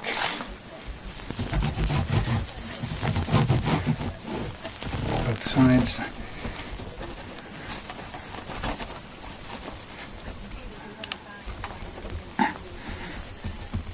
A bit of glue to get rid of there. And that's actually scratches, so it won't come off with solvent.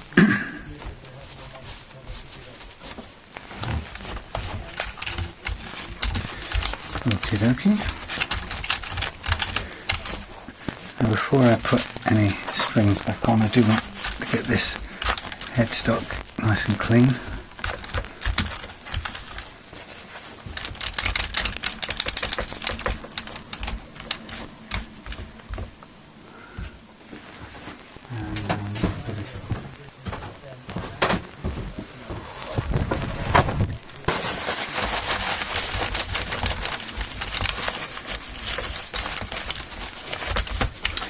The old tissue paper, kitchen roll stuff. Okay, that's alright for the front.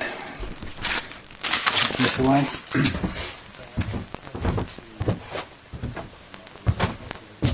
Now, the fun part. Let's get some oil in here.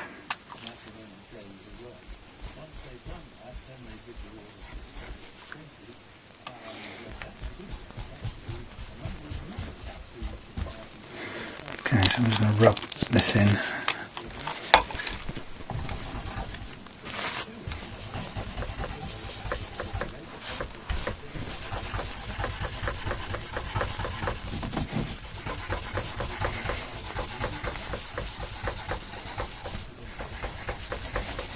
I'm going to wipe away all the excess because I don't want it picking up dirt and making a sort of paste or it sits there. And it's just to hydrate the board really. So I'm going to go over it again and get rid of the surface oil.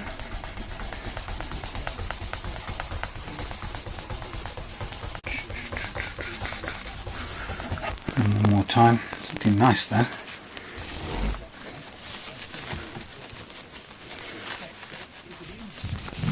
I'll just do it, skim it over the top like that, just to get rid of liquid oil.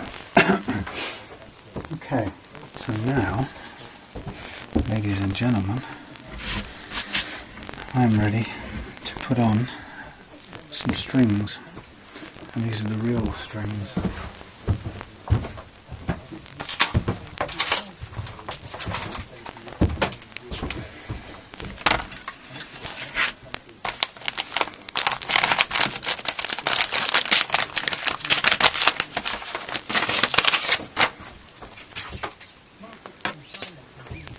And everything being equal, it should be now playing with a very, very low action.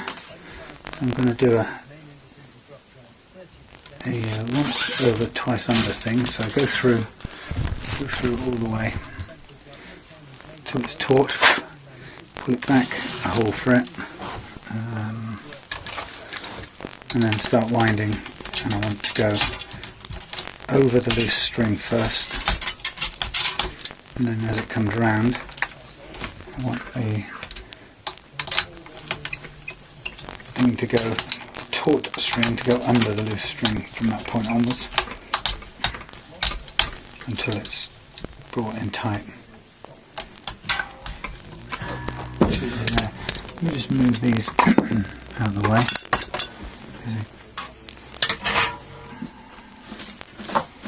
Getting in the way. Okay, that's better. and so I'm going to cut these off as soon as I've put them on. Cut the excess and go for the next one. Wow, look at those lovely jumbo frets. All of that hard work.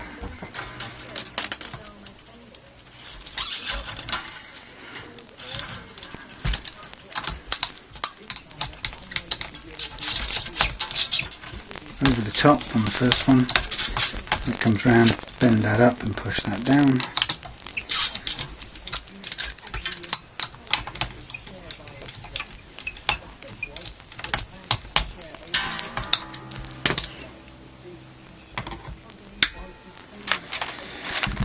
Right, so you've seen the whole process now.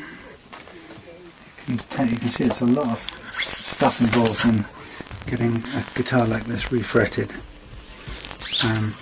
If it was a bolt-on neck, of course it would be a lot easier, or quite a bit easier, but it's not. It's both a bound and bleed neck, so it's kind of has all the extra challenges involved.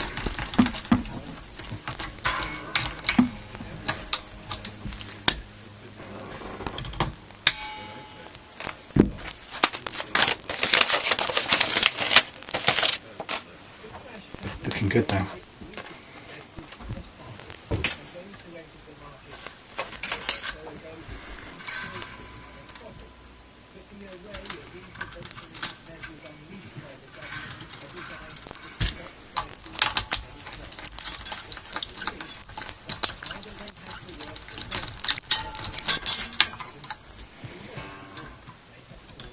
Kind of hard doing this back to front with the left hand, but it just about works.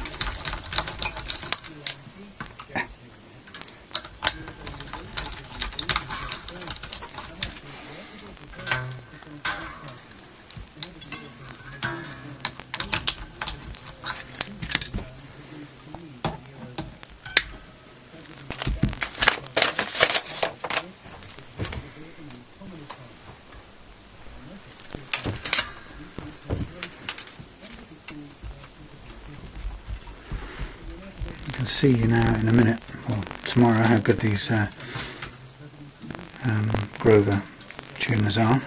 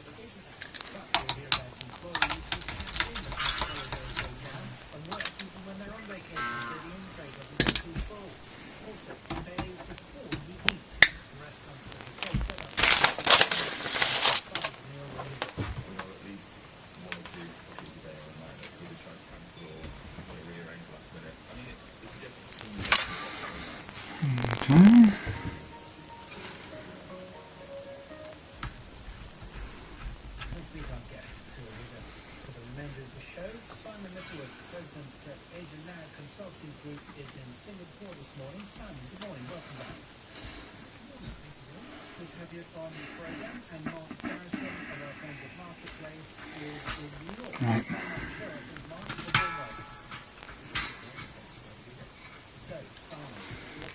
Okay, we're nearly done.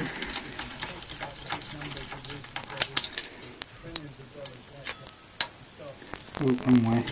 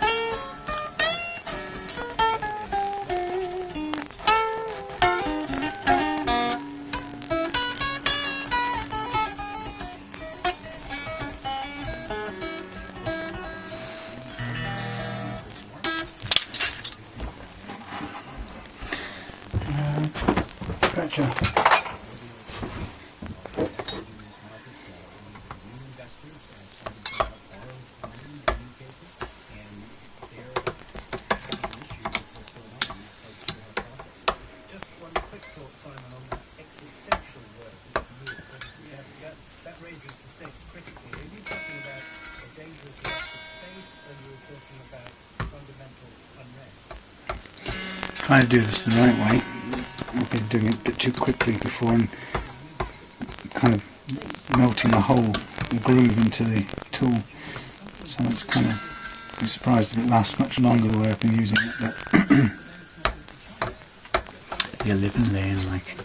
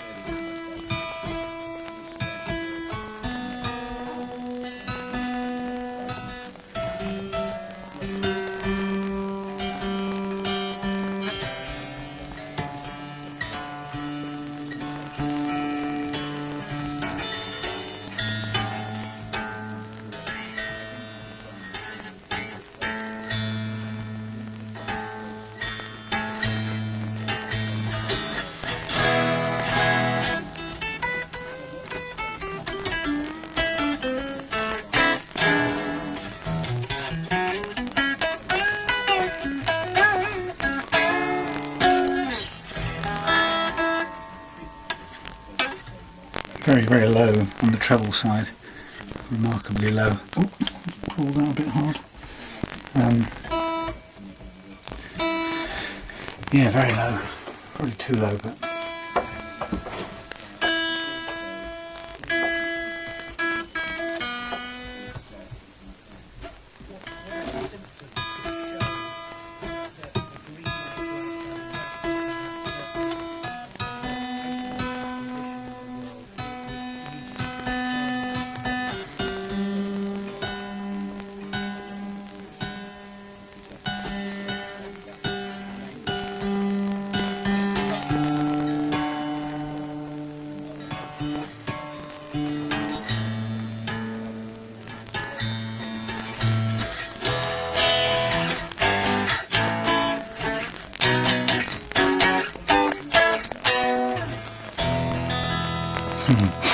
oh yeah.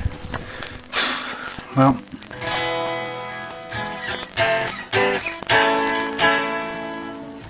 that is a beautiful guitar with an extremely low action. Probably could even be lower on the bass side if I was feeling cheeky, which I am.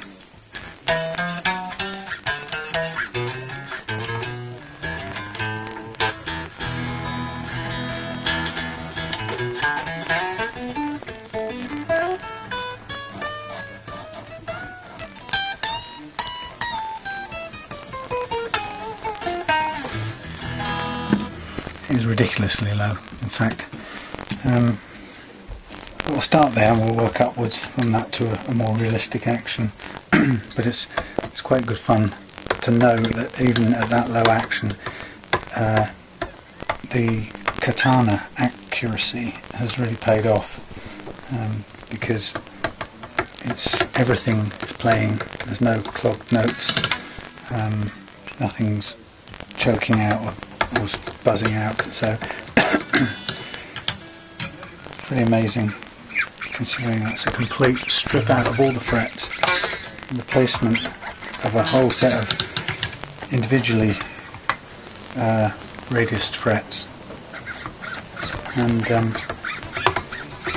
every single one of them behaving slightly differently on a neck that, because it's compound, we had to work with the inaccuracies in the neck, which there were quite a few. So although it's time to knock off and get to bed, I'm just going to hang this thing around my neck for a minute. Still needs a good clean up all over, but just Just keen to feel what it's like at this really low action. It was playing beautifully beforehand, and I think it's playing pretty well now.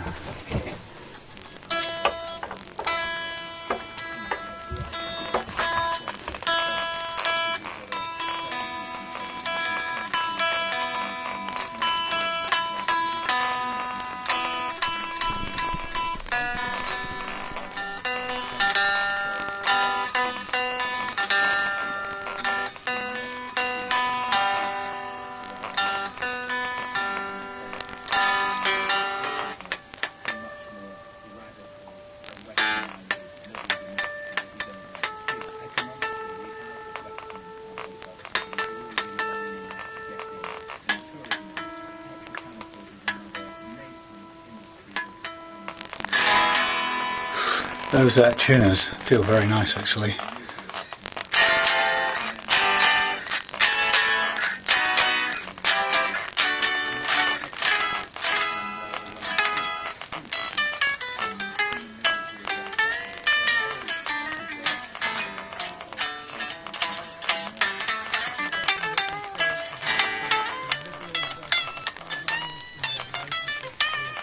Probably a bit too low for my liking.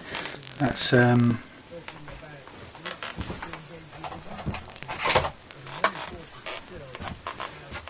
coming in at not for real. That's nutcase. That's just insane.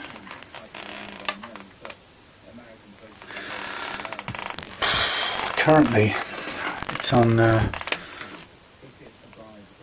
high E is in 0.6 and low E is 0.7 of a millimetre at the 22nd fret. That is nuts.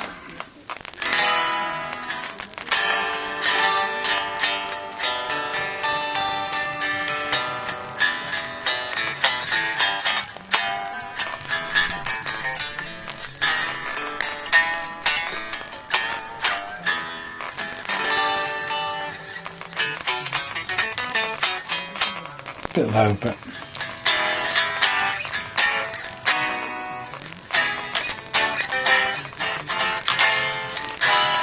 proof that it's playable at 0.6 and 0.7 of a millimetre action.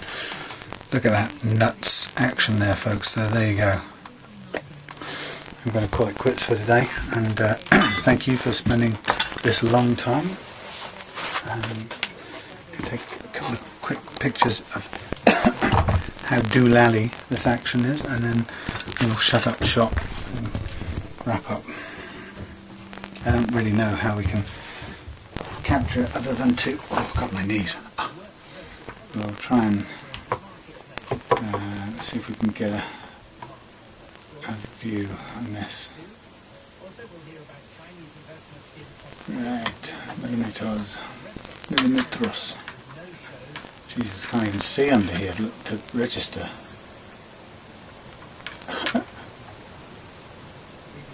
That's mad. It's not even on the scale. It's so bloody low.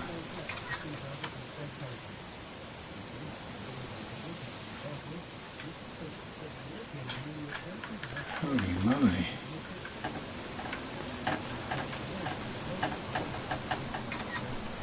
Now, as far as it goes onto this side, I just don't even bother.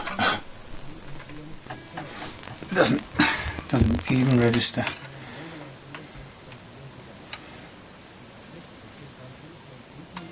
No. Can't do it. Right, that's it, folks. Thank you for hanging out with me tonight. Hope you got some useful insights out of this. I'm just going to park this here for the night. A bit too low, but perfectly playable, which is amazing.